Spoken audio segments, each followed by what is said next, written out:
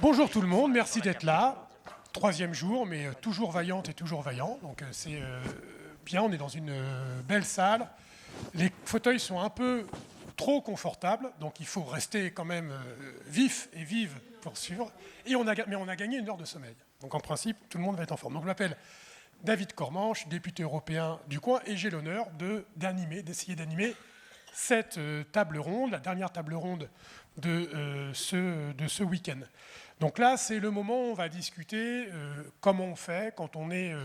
on a beaucoup parlé évidemment des ruralités, c'est le sujet, mais comment on agit par rapport à ces enjeux-là quand on est en charge d'être édile de villes qui sont situées dans la ruralité, village. Donc, on a Gwenaëlle Craes, on dit Craes, Craes, qui est maire de la Grigonnet, qui est dans le 44. Aurélie Gigant, maire de Saint-Sauveur-Village, tu es un petit peu la locale de l'étape. Xavier Guillaumard, qui est maire de Châlot-Saint-Mars, Saint-Mars, et Laetitia Sanchez, qui est maire de Saint-Pierre-de-Voray dans l'Eure. Donc c'est pas tout à fait local de l'étape, mais presque. Donc on va organiser ce débat, cette discussion en réalité autour de 3 temps. On va essayer de tenir autour de 20-25 minutes par temps pour avoir un moment d'échange avec vous. Le premier temps dont on souhaitait discuter, c'est au niveau municipal et au niveau de l'écologie, comment on trouve les moyens d'espérer. Alors l'expression est peut-être un peu forte, mais on voit que voilà, on est dans des moments qui sont compliqués, où y compris la question de l'écologie, il y a eu des périodes où c'était peut-être un peu plus facile de le mettre en avant. Et donc, comment vous faites pour agir dans le sens de l'écologie? Comment vous trouvez des compromis, des échanges avec les habitants? Comment vous assumez ou pas d'appeler ça écologie ou autre chose? Voilà. Comment vous agissez dans vos villages pour avancer ces idées? Je vous propose qu'on fasse comme ça. Non, tu ne veux pas commencer? Si. Donc Gwenaëlle, alors vous avez un micro par fauteuil et vous pouvez vous le passer. Bonjour à toutes et à tous. Donc je suis maire de la commune de la Grigonnet, comme tu disais. Pour situer, c'est à mi-chemin entre Rennes et Nantes et entre Châteaubriand et Saint-Nazaire, grossièrement. Donc on est un peu ce que certains considéraient comme une cité dortoir, paumé en pleine campagne, mais c'est bien. La commune est engagée sur le développement durable depuis plus de 15 ans. On a à cœur d'intégrer cette notion de développement durable dans tous les projets qu'on porte. Et depuis le début de mandat, on a à cœur de faire de l'écologie avec. C'est-à-dire qu'on va faire avec les habitants, avec les enfants, avec les assos, avec les agriculteurs, avec les quelques commerçants de la commune. Sur un des projets phares en lien avec la thématique, c'est notre jardin-forêt La Pacanière. Sur le mandat, en fait, il y a eu un projet qui a été porté par le CME, Conseil municipal d'enfants, qui a recréé de la vie dans un des secteurs de la commune qui était oublié. Et du coup, il y avait une prairie qui était fauchée une fois l'an et fin de chantier. Et on a eu le souhait de valoriser cet espace-là en rendant cet espace comme un espace comestible et source à la protection des espèces. Donc l'intention a été lancée. Tout ce qui a été fait après, ce sont les habitants, les enfants qui ont construit le projet. Pour faire simple, nous, on a juste signé en bas du chèque. Mais toute la partie co-construction a été faite vraiment avec le tissu local. Aujourd'hui, cet espace-là, on vient y planter, on vient y respirer, on vient apprendre. Les écoles viennent faire école dehors. Le dimanche, les familles viennent profiter de ce nouvel espace. Et du coup, c'est ce qu'on pourrait considérer comme de l'écologie municipale, où à travers ce projet, on a pu faire du lien social, de créer un lieu d'éducation et être un facteur d'attractivité, parce qu'aujourd'hui, sur cet espace, on a des personnes de Nantes à 20 minutes qui viennent même sur la commune pour se balader. C'est un espace qui occupe, c'est quelle surface? 1,5 hectare, 5000 m², pour faire simple. Donc c'est un espace qui est en construction depuis 3 ans. On a été accompagné par Mini Big Forest. Je ne sais pas si ça parle à certains. C'est une association qui est spécialisée pour faire des forêts natives denses. Donc sur une partie par une jeune femme de Bretagne pour la partie haies arbustives. Et dans cette réflexion de sensibilisation, d'éducation, d'acculturation, on a tout un cheminement avec des panneaux pour expliquer les espèces, pour expliquer les plants qui sont tous et toutes comestibles. Donc voilà. Et là, on travaille avec les enfants sur un projet de mare pour que demain, ils puissent venir voir comment on fait une libellule pour pondre, où est-ce qu'on retrouve les grenouilles, etc. etc. Et la question, mais qui s'adressera un peu à toutes et tous, vous êtes donc maire de petit village, de village. Il y a tout l'aspect budget, mais il y a l'aspect aussi accompagnement, maîtrise d'œuvre. Donc dans les collectivités plus grosses, il y a des services importants qui peuvent vous accompagner. Donc comment vous faites quand surtout vous voulez mettre en œuvre des projets un peu innovants, novateurs, en dehors des cases habituelles? C'est vous faites appel à des compétences de gens, tu parlais d'assaut, comment voilà, vous arrivez à accompagner ces projets-là avec des collectivités où vous n'avez pas des services pléthoriques? En fait, et c'est encore plus flagrant sur ce mandat, en fait, il faut qu'on réussisse à faire du low cost de qualité, vu le désengagement de l'État. Donc on se rapproche d'associations type LPO ou Bretagne Vivante. On a des agents qui ont des mains en or, qui vont travailler sur du mobilier urbain. Donc on arrive sur cet espace-là, ça ne nous a pas coûté très très cher. Après, c'est en termes de financement, on va s'essayer à des nouveaux modes de financement. On a fait une campagne de financement participatif.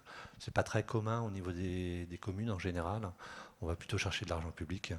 Donc voilà, on essaye de réfléchir autrement, de s'adapter à la situation. Top, merci beaucoup. On passe à Aurélie, si tu veux. Donc,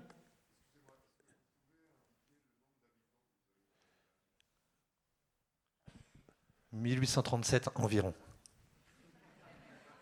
Je ne sais pas comment il faut prendre le environ.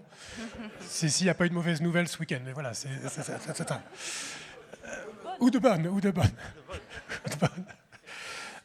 Aurélie Gigant, donc. Un peu même question. Comment vous arrivez avec votre équipe à mettre en place des projets écolos, avec quelle acceptabilité, est-ce que vous arrivez à assumer, à tirer des bords, comme on dit quand on fait de la voile, voilà. Alors, donc moi je suis maire de Saint-Sauveur-Village, donc une commune qui est à 10 minutes au nord de Coutances. Et alors, je suis pas dans le même, c'est pas la même donc situation que toi, puisque j'ai été élue en 2020 maire et j'avais jamais été élue avant. Donc et au niveau du contexte, donc notre équipe portait une liste citoyenne qui avait pour, en tout cas, affichage de défendre la solidarité, l'environnement et une gouvernance peut-être un peu différente de démocratie participative. Donc le contexte sur l'environnement, en fait, c'était pas du tout le cas par l'équipe qui me précédait, donc c'était vraiment une nouveauté. Je me suis retrouvée, alors tu parlais de grenouille avant, un des premiers surnoms qui m'est venu aux oreilles, c'était la conteuse de grenouilles. J'étais la conteuse de grenouilles, nous étions la liste des vélos. Donc c'est pour vous dresser un petit peu le paysage, c'est que dès le début, c'était un peu... il y avait tout ça toute cette ambiance autour avant qu'on fasse quoi que ce soit.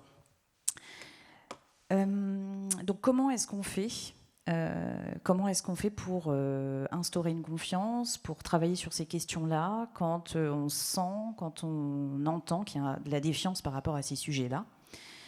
eh ben, on avance au fur et à mesure, on fait des diagnostics. En tout cas, nous, c'est cette voie qu'on a choisie, de s'engager dans un atlas de la biodiversité, de faire une étude donc, de la faune, de la flore, d'étudier les caractéristiques de la commune. Et puis après, surtout, très très vite, se lancer dans des projets concrets.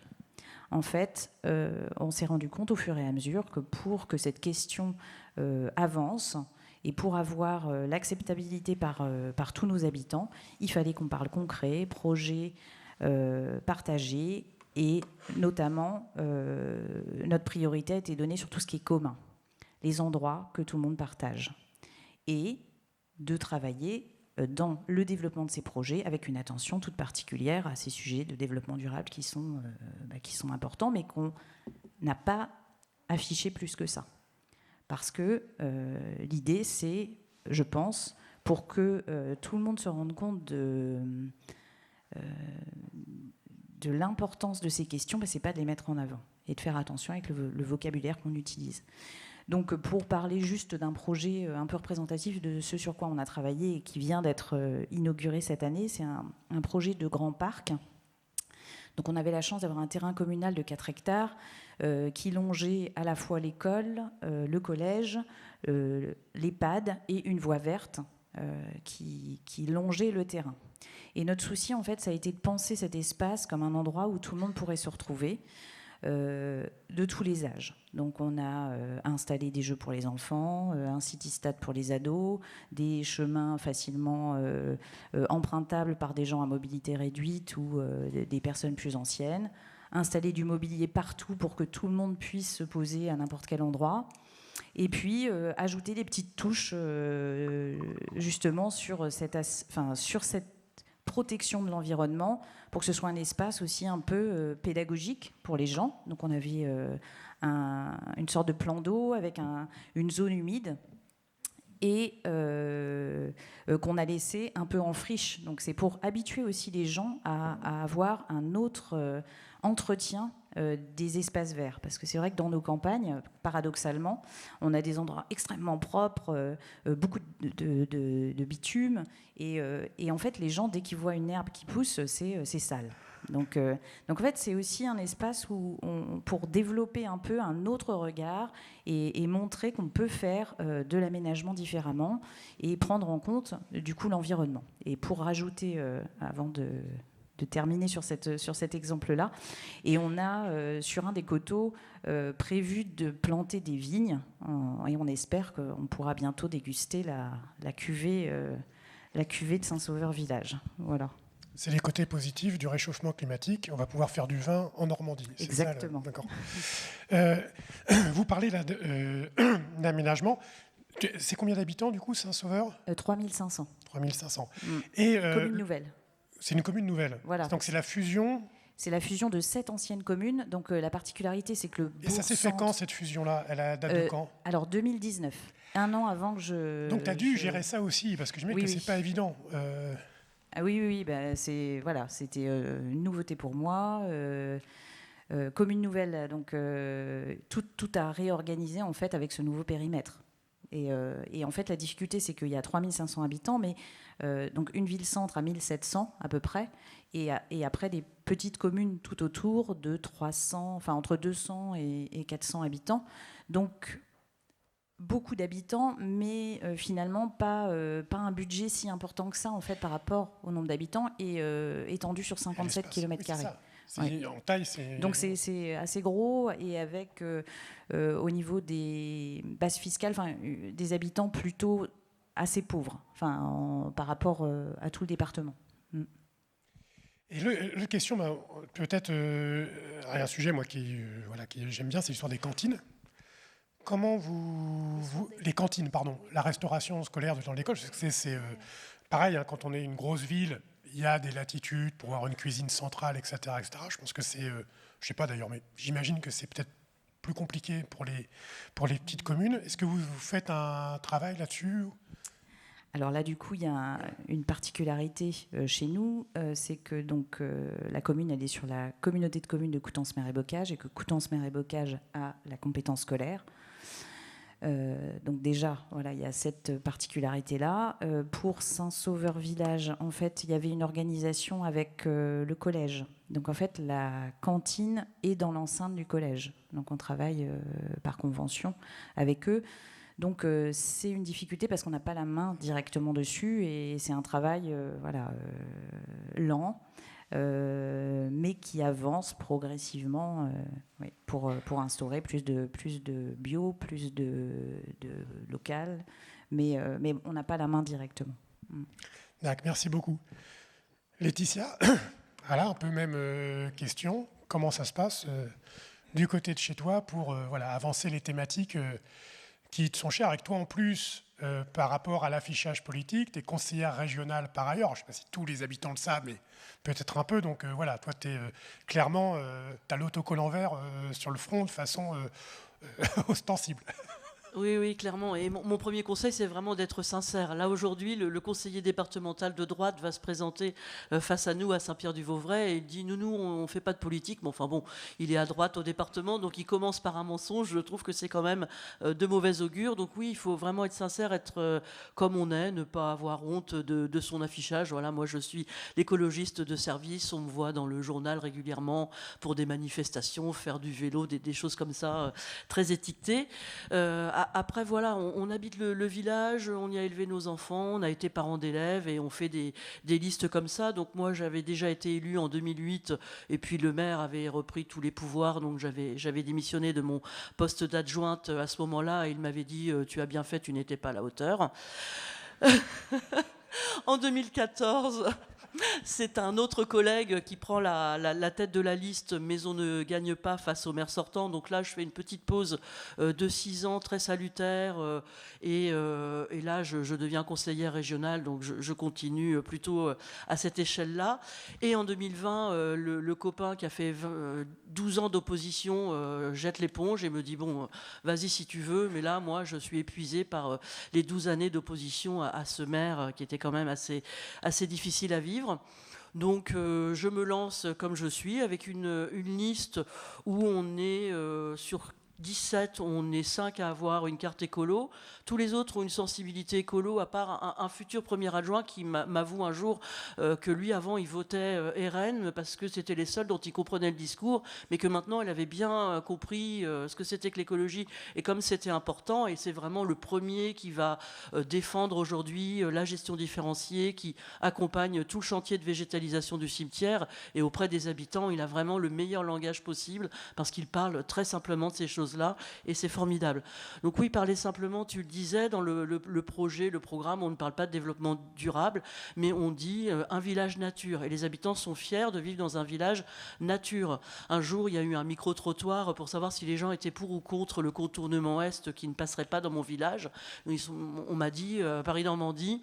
Voilà, je suis allée à Saint-Pierre-du-Vauvray, j'ai fait un micro-trottoir pour savoir ce qu'en pensent vos habitants. Je me suis dit, qu'est-ce qu'ils vont dire en sortant de la boulangerie? Et là, une petite dame du lotissement voisin de chez moi dit « Ah mais nous, si c'est pour tuer les animaux et couper des arbres, c'est non à l'autoroute ». Et j'ai trouvé ça vraiment génial qu'elle s'approprie comme ça l'écologie, couper des arbres et tuer des animaux. C'était tout simple et c'était tout à fait ça. Donc nous, nos axes de communication, c'est ça. C'est un village nature, c'est un village à vivre. Tu parles de la vitalité. J'ai bien aimé ce que tu vas dire sans doute à ce sujet-là. Le village, c'est vous. Voilà, les projets de, comment il s'appelle notre collègue Jean-François Caron, le 50-50, moi il m'a beaucoup inspiré. Vous voulez faire ça, très bien. Moi j'avais un terrain en friche qui était très difficile à entretenir, qui était communal, près d'un autre terrain qui n'était pas exploité en bio, qui était à la commune. Et ce terrain, des habitants me disent, on voudrait faire un jardin partagé, est-ce que vous avez un terrain à nous donner? Donc je leur donne ce terrain-là, d'1 hectare environ, et là ils font des choses vraiment formidables, des animations, quelque chose d'intergénérationnel, un travail avec les écoles porté par eux-mêmes. Donc nous, évidemment, on les aide, on les a aidés à défricher, on les aide à entretenir, mais c'est eux qui portent les projets sous forme associative. Et du coup, le terrain d'à côté, on l'a passé en bio en faisant un bail à clause environnementale avec l'agriculture conventionnelle qui, par la même occasion, se convertit au bio. Et les habitants du lotissement d'en face n'ont plus les produits chimiques épandus dans leur jardin, donc sont très contents. Et puis avant, le bio, ils ne comprenaient pas trop ce que c'était.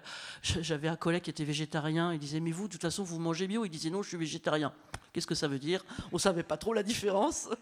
Mais donc maintenant, bio, ils savent que c'est bien, que c'est bon pour la santé et que maintenant, il n'y a plus de produits chimiques. Donc on dit plutôt produits chimiques que pesticides et tout ça, ça passe très bien. Donc après, on n'a pas beaucoup d'argent comme généralement les collègues, 1800 habitants, beaucoup de votes RN, 3e couronne parisienne avec voilà, de l'extraction de granulats, des autoroutes, des voies de chemin de fer, mais la Seine, donc des avantages et des atouts et aussi les inconvénients liés à tous ces risques naturels, technologiques, industriels. Pas beaucoup d'argent parce qu'on n'a pas d'entreprise sur notre territoire, donc il faut voilà, être malin. Donc on a fait comme vous beaucoup de participatifs. Les habitants voulaient absolument une aire de jeu. On était un petit peu court parce qu'on avait fait un gros projet, donc c'est eux qui ont fait un financement participatif. On a mis ça en place et l'aire de jeu aujourd'hui est là et tout le monde en est très heureux. Le chantier de l'école, j'en ai souvent parlé, donc voilà, forcément l'école c'est le cœur du village, donc c'était notre chantier phare. 11 corps de métier pour moins d'1 million d'euros avec 8 salles, la restauration plus toutes les salles de classe, moins d'1 million d'euros, c'était quand même un défi, mais pour ça, voilà, les habitants ont déménagé les classes, ont peint les classes qu'on ne pouvait pas financer en peinture, donc on les a peints avec eux, et ça a créé des liens formidables, et aujourd'hui tout le monde est très fier de cette école. Voilà, je pourrais aller plus loin, mais je vais m'arrêter là pour l'instant. Merci. C'est combien d'habitants, donc, Saint-Pierre 1280. Voilà. Parce qu'on a quelqu'un dans la salle qui veut vraiment savoir. Ah oui, oui. Donc, oui, mais voilà, c'est intéressant à savoir. C'est très important. C'est vrai. Xavier, un peu, voilà, même question. J'essaie de vous relancer à chaque fois parce que c'est plus sympa pour répondre. Donc, voilà, comment toi, t'as agi? Quel concert? J'ai cru comprendre que tu avais un concept pour parler d'écologie comme Monsieur Jourdain sans forcément que les gens sachent que tu leur... voilà, comment tu t'y es pris. Et puis, n'hésitez pas à vous dire voilà, combien, comme le petit historique de Laetitia, c'est depuis quand tu es élu, comment il t'est venu l'idée de te lancer dans cette galère, entre guillemets, mais qui est aussi stimulante. Voilà, c'est quoi les déclencheurs? Pour répondre à la question, chez nous, on a 3 fois plus d'hectares que d'habitants. Donc, on a 1040 habitants pour 3000 hectares. Donc on n'est pas très loin de la Creuse en densité de population et pourtant on est en Sud-Essonne. Donc entre Paris et Orléans, Châlons-Saint-Marc, donc à l'ouest d'Étampes. Et pour la petite anecdote, moi j'ai été 9 ans conseiller municipal. Après j'ai laissé passer aussi un mandat, ça fait du bien. J'étais pas dans l'opposition, c'était une liste un peu arc-en-ciel. Et puis en fait on est venu me chercher 3 conseillers municipaux sortants qui ont dit nous on veut bien continuer mais pas avec elle. Elle avait fait 15 ans. Et justement, on en parlera dans la question suivante, mais de 15 conseillers municipaux, elle était passée à 3-4 personnes qui géraient la commune et on voulait faire un peu l'inverse. Et l'anecdote, c'est mon fils, le soir de l'élection, qui m'a montré, on était dans une librairie qui montre un bouquin sur les maires, et la 4e de couverture, c'était une citation, « Maire, un soir de bonheur, 6 ans d'emmerde ». Voilà. Et c'est un peu ça, mais pas que ça. Et donc, pour répondre à la question aussi, voilà, finalement, c'est quoi être maire écolo dans un village? Pour moi, l'écologie politique, c'est placer l'écologie de façon déterminante et c'est une préoccupation permanente et déterminante. Voilà. Et ce n'est pas une politique, c'est la préoccupation permanente et déterminante, ce qui nous différencie de ceux qui font une politique environnementale. On pourra y revenir. Et donc, je voudrais l'illustrer par un point pour ne pas m'éparpiller. Je vais parler de nos politiques alimentaires où on recherche en fait la cohérence. Je pense que c'est ça qu'il faut qu'on vive et qu'on montre. Cohérence et puis montrer que tout est lié. Et donc, là, sur l'alimentation, nous, sur la cantine, on a la chance d'être un syndicat scolaire de 2 communes. La nôtre, 1000 habitants, puis celle d'à côté, 400. Donc, on a 150 enfants scolarisés, dont 100 qui vont à la cantine. La cantine, on a un prestataire de taille moyenne. Et on a réussi, en 3 semaines, à passer de 0 à 50% de bio. Et je répète toujours ça. Ce passage, il s'est fait sans augmenter le prix des repas. Pourquoi ? Parce qu'en fait, un aliment bio, il est pour le fournisseur 30% plus cher. Donc si vous faites 50% de bio, ça fait 15% plus cher. Mais la part matière, c'est la moitié de sa prestation, donc ça fait 7% plus cher. Et nous, le repas qu'on achète, il représente moins de la moitié de nos coûts quand vous ajoutez les salaires. Donc on arrive à 3% plus cher. Et les 3% plus chers, plutôt que de les mettre sur le prix du repas, donc sur 100 familles, on les dilue sur les 550 foyers par les impôts. Donc opération blanche, et on passe comme ça de 0 à 50% en bio. Et on a voulu aussi, là, la cohérence, ça a porté à quoi ? C'est-à-dire de se dire, on va éviter qu'une semaine, il y ait du poulet bio, et la semaine d'après, il y ait du poulet industriel. Donc on a éliminé la volaille industrielle de la restauration, et quand le poulet n'est pas bio, il est label rouge. Comme ça, c'est clair, on a un message clair, et quand on voit, dans 2 mois, vous aurez des nuggets à quoi ? Au poulet, c'est des poulets qui n'ont jamais vu le jour de leur vie, donc vous nous changez le menu. Donc on a pu éliminer cette volaille industrielle. Voilà, ça c'est la recherche de cohérence. La cohérence, c'est aussi qu'aujourd'hui, comme dans beaucoup de villages, les enfants mangent dans la salle des fêtes, et parce que ça fait 15 ans qu'on dit qu'il faut un restaurant scolaire, mais qu'il n'y a jamais eu le courage politique de le faire. Et le courage politique en écologie, c'est penser à long terme, c'est l'investissement. Et donc, on s'est lancé dans l'investissement, on a acheté une parcelle, on va faire un bâtiment avec des matériaux biosourcés. Et ça aussi, c'est la cohérence, c'est oser l'investissement, on y reviendra. Pour finir sur alimentation et école, c'est bien sûr mettre des fruits rouges partout dans les cours de récréation, des escargots de senteur, des carrés potagers, et de façon à ce que le vivant, la nourriture, l'enfant qui attrape une framboise, un grain de cassis, ce lien avec la nourriture qu'on cueille, c'est quelque chose que des enfants n'ont jamais connu, même en rural.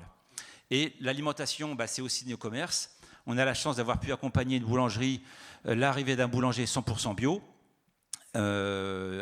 qui fait d'ailleurs les 2/3 de son chiffre d'affaires à l'extérieur, dans des AMAP, des marchés, etc. Mais ça sert aussi dans notre village. On avait un bâtiment qui servait à rien, on en a fait une épicerie 100% produits fermiers. Et comme rien n'est simple, on a aussi un restaurant qui n'est pas encore dans ce trip, mais on y travaille par petits pas pour qu'il arrive à s'ouvrir aussi à cette exigence. Et puis, on essaye de prendre la question aussi à la source. On avait déjà un céréalier bio et du cresson bio, puisqu'on est au pays du cresson. On n'avait pas de maraîcher bio, et on a mis 4 ans et demi à avoir nos maraîchers bio, c'est-à-dire toute une démarche foncière, vendre 3 ans pour négocier la vente d'une parcelle d'1 hectare qu'on avait pour en acheter 3, et avec les subventions décrochées à l'agence de l'eau et par une subvention qu'on a inventée à l'agglomération, c'est opération blanche pour nous. Et donc on a pu, aux 6e candidature, trouver le bon couple de maraîchers, et il y avait justement une maison qui se vendait juste à côté, d'un ancien garde-barrière. On leur a dit, si vous voulez les terres, il faut acheter la maison. Et hop, on a maintenant notre couple de maraîchers. C'est des anciens profs. Donc, ils vont aussi être en cohérence et en lien avec les écoles dans une démarche aussi de pédagogie du vivant. Et on essaye de relier tout ça par un itinéraire sensoriel autour du vivant. Et la pointe de la cohérence pour moi, parce qu'il ne faut jamais l'oublier, c'est aussi la fête. On fait beaucoup de fêtes dans le village. Il y a pas mal de pots après pas mal de choses. Et moi, j'ai toujours été marqué par le manque de cohérence au moment de faire la fête. Et justement, les Verts se distinguent de ça par rapport à pas mal d'autres partis. Et donc là, on a la chance d'avoir un céréalier qui fait des patates bio. On a maintenant les frites à Chalots, on en fait pas mal. Là aussi, on a investi dans des friteuses. C'est les pommes de terre de Chalots, on garde la peau. Les ados, avec une machine mécanique, ils font les frites, hop, dans l'huile bio. Et on sert des frites bio qui nous coûtent pas cher. On fait du bénéfice dessus qui nous permet d'investir dans des pascables. Et ce qui est intéressant, c'est que le comité des fêtes, petit à petit, ça a réussi à déteindre aussi sur le comité des fêtes. Et aujourd'hui, le comité des fêtes ne font plus que des frites bio de Chalots. Et ça, c'était important aussi qu'il n'y ait pas un jour, qu'on ne fasse pas des gros progrès en restauration collective, et puis quand on fait la fête ensemble, en fait, c'est complètement l'inverse, quoi. Voilà, donc, voilà pour cette quête qui n'est toujours inachevée, d'une cohérence qui donne confiance. Merci beaucoup, bravo à tous les quatre. Vous avez commencé déjà à en parler dans vos interventions liminaires, et c'est normal, c'est le rapport à la citoyenneté, à la démocratie. Alors ce rapport à la citoyenneté, à la démocratie, il est globalement abîmé. Nos démocraties, c'est pas vrai que c'est hélas pas que le cas en France, c'est le cas au niveau européen. On voit que voilà, le modèle démocratique est quand même percuté pour tout un tas de raisons qui seraient trop longs à décrire. Mais en milieu rural, est-ce que vous voyez des spécificités, d'abord par rapport, on parlera des crises après, mais vous êtes souvent en première ligne, donc est-ce que ça joue sur les interactions que vous avez avec les citoyennes et les citoyens? L'autre question que je voulais vous poser, qui est moins liée à la question de la citoyenneté immédiate, mais qui est liée à la question démocratique, si je ne me trompe pas, c'est que les listes proportionnelles à partir de 1000 habitants, ou c'est 500, 1000, c'est que depuis 2020 que c'est mis en œuvre, donc du coup, il y a plus facilement des oppositions, parce qu'après, avant, on pouvait biffer, donc il n'y avait pas forcément d'opposition ou pas. Enfin, est-ce que ça change quelque chose dans l'ambiance des conseils municipaux qui sont les vôtres? Et l'autre point, mais vous l'avez déjà un peu abordé, c'est quand on est le ou la maire affiché écolo, comment ça joue dans la relation avec l'interco, puisque de plus en plus de compétences peuvent être transmises là, donc est-ce que vous aurez quand même à vous faire entendre, voilà, donc par rapport à ce contexte démocratique, comment vous arrivez à associer les citoyens et à interagir avec au niveau institutionnel? On reprend le même... on refait. Alors peut-être on fait Laetitia pour pas que la personne qui vient de parler reparle tout de suite, parce que le temps que... Voilà. Après, elle s'en souffle. Oui, ça c'est vraiment le plus passionnant. Tu dis, voilà, le slogan maire, un soir de bonheur, 6 ans d'emmerde.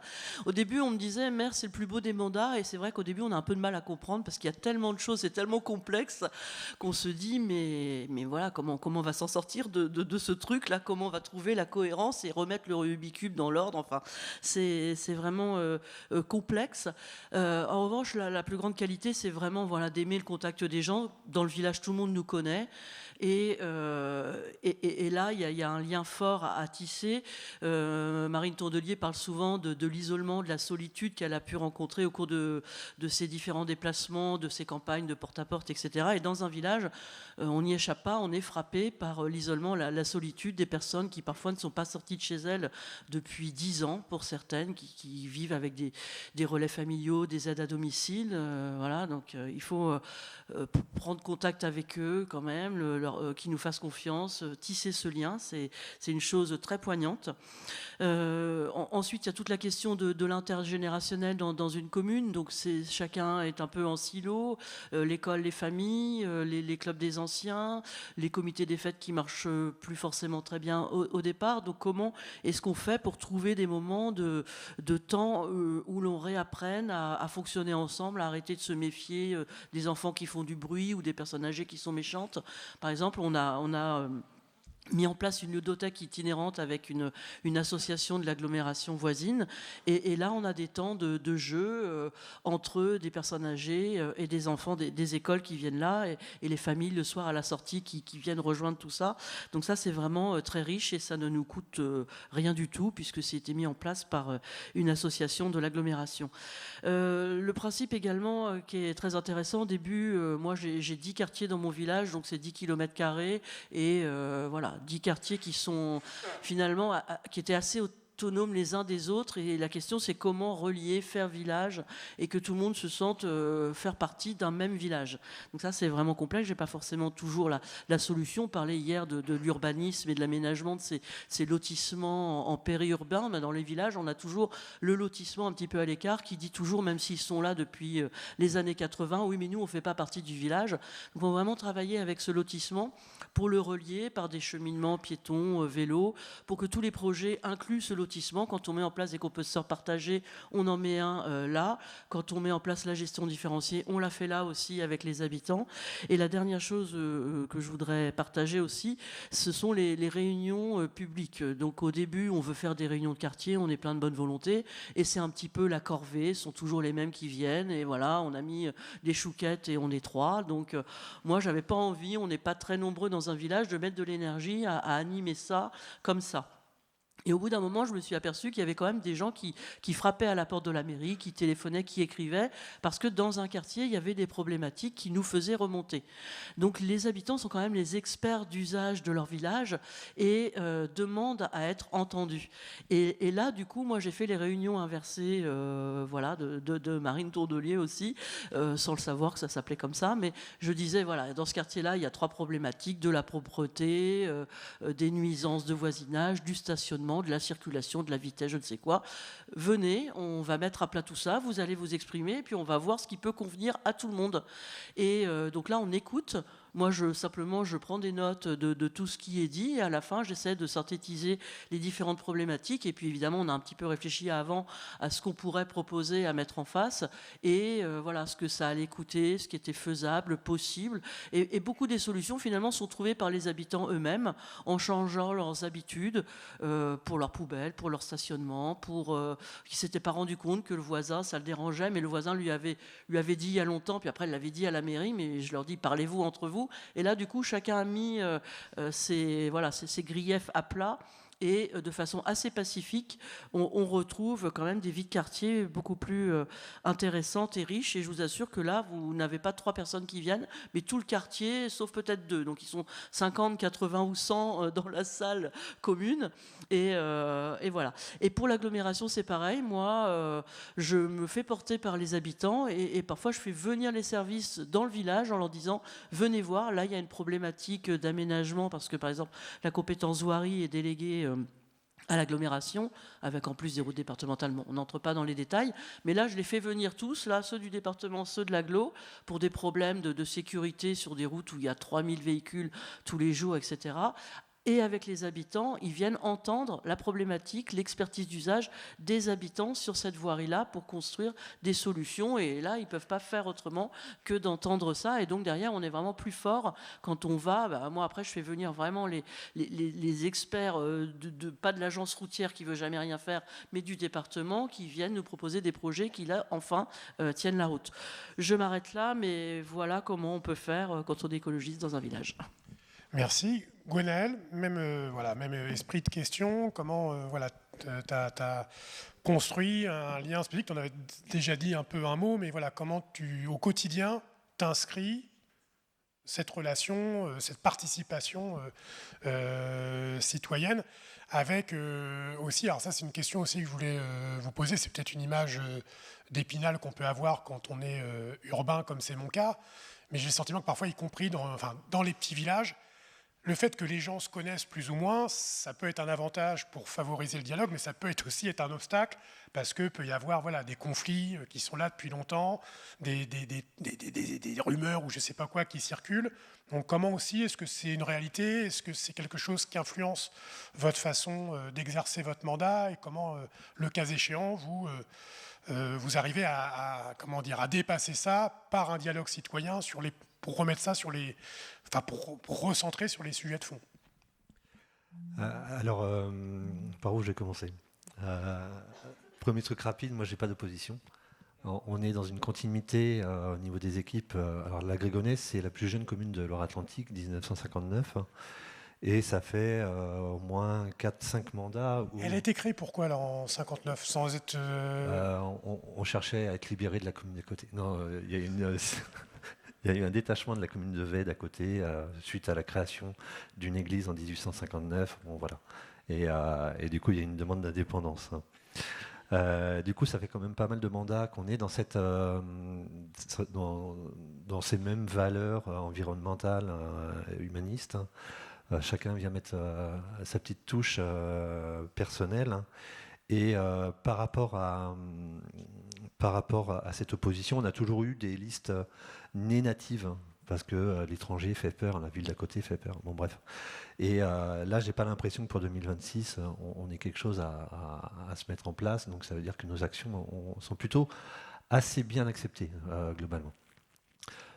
Sur l'aspect participation citoyenne, c'est parfois un gros mot chez les élus, surtout des élus qui ont déjà plusieurs mandats.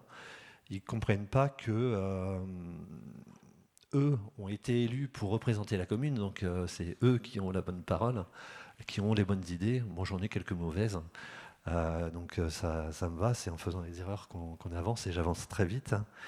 Et, et du coup, quand j'ai évoqué le fait d'intégrer les habitants au projet, c'est quelque chose qui n'a pas été simple au début, mais en étant accompagné par des structures extérieures.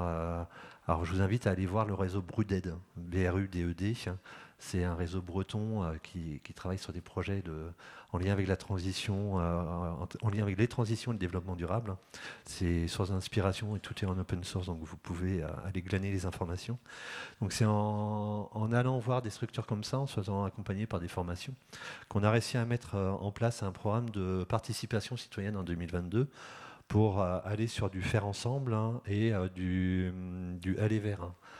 On est parti du principe que le citoyen lambda, tu disais tout à l'heure qu'on venait frapper à la porte de la mairie, le citoyen lambda ne vient pas forcément aux mairies, du coup c'est la mairie qui va aux habitants.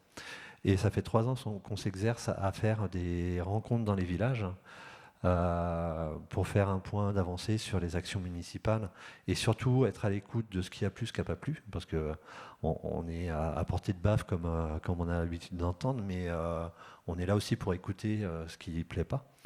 Et surtout pour écouter des projets que nous, élus, on n'avait pas imaginés. Et c'est comme ça qu'on a expérimenté des ralentisseurs dans les hameaux en bottes de paille. Bon, les agriculteurs, certains ont explosé les bottes, mais il faut expérimenter, il faut se planter pour régler les choses.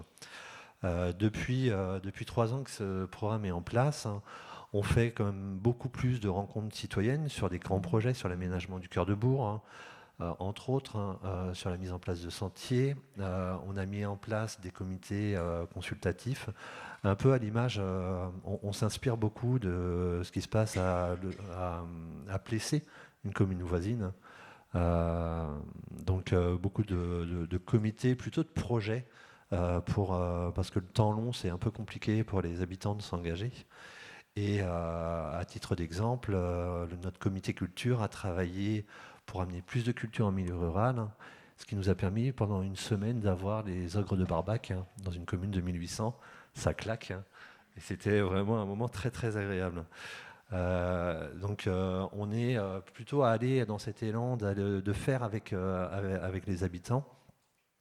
Sur les orientations de notre prochain programme, on souhaite ouvrir encore plus. Il faut attendre d'être élu pour ça, on va pas vendre la peau de l'ours, mais c'est vraiment intégrer encore plus les habitants dans l'échange.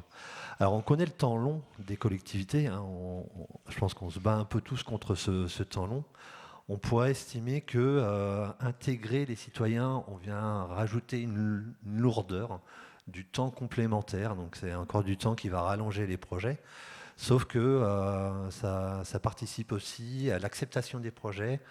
Et plutôt que de sortir des projets qui ressemblent à rien, au moins le fait d'avoir l'écho des habitants permet de mettre des coups de clé à molette sur les projets. C'est ce qu'on a fait sur l'aire de jeu devant notre mairie. Ce sont les enfants de la commune et les assistantes maternelles qui étaient aux manettes.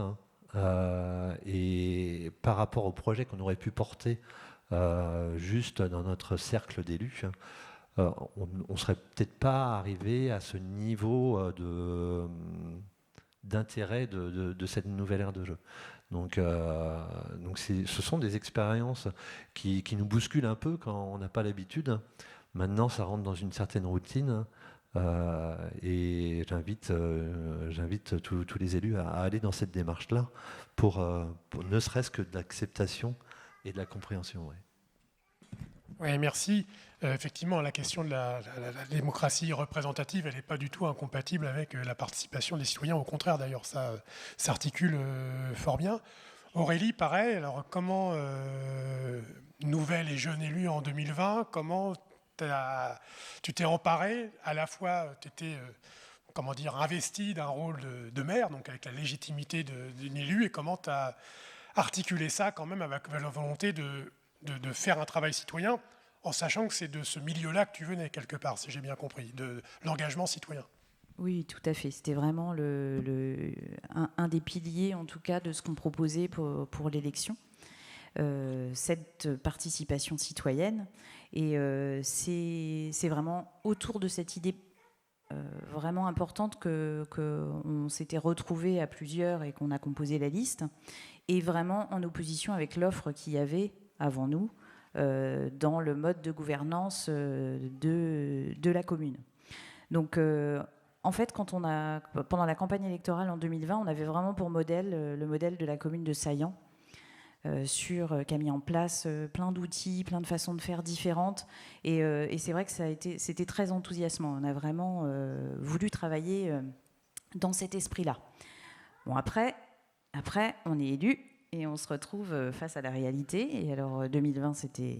Voilà, j'ai pas besoin de trop de vous le rappeler, mais ça a commencé avec le Covid, donc c'était pas évident de mettre en place cette autre façon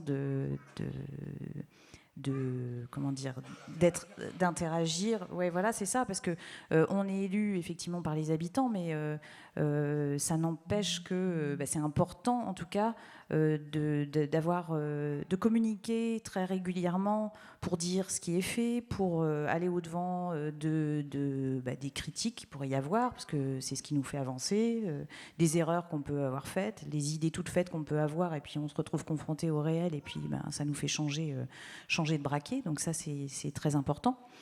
Par contre, alors voilà, je voulais aborder la question des outils. C'est-à-dire que cette façon de faire, en fait, elle n'est pas habituelle et elle nécessite quand même de maîtriser certains outils. Et il faut savoir, quand on s'engage dans cette démarche, que ça demande beaucoup plus de temps que de faire comme une grosse partie des élus, parce que évidemment c'est plus compliqué quand vous devez prendre des décisions et que vous devez demander à toute votre équipe de savoir est-ce qu'ils vont être d'accord, pas d'accord. C'est toujours beaucoup plus facile de décider tout seul, ça va plus vite et on a l'impression qu'on fait plus de choses.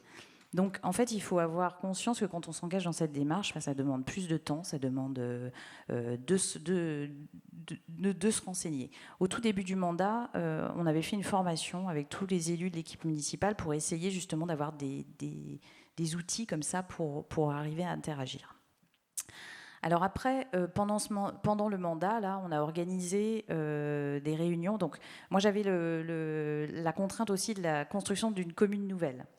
Donc, cette commune nouvelle, elle avait été décidée par les élus précédents et il y avait eu très peu, finalement, de consultations auprès des habitants pour savoir s'ils étaient d'accord ou pas de se lancer dans cette aventure.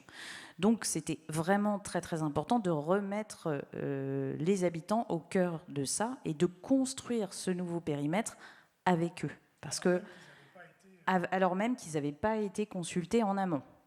Et que du coup, je récupérais avec mon équipe la gestion de ce choix, alors que je n'en étais pas à l'initiative. Donc c'est pour ça que c'était fondamental qu'il y ait des échanges avec tous les habitants. Pendant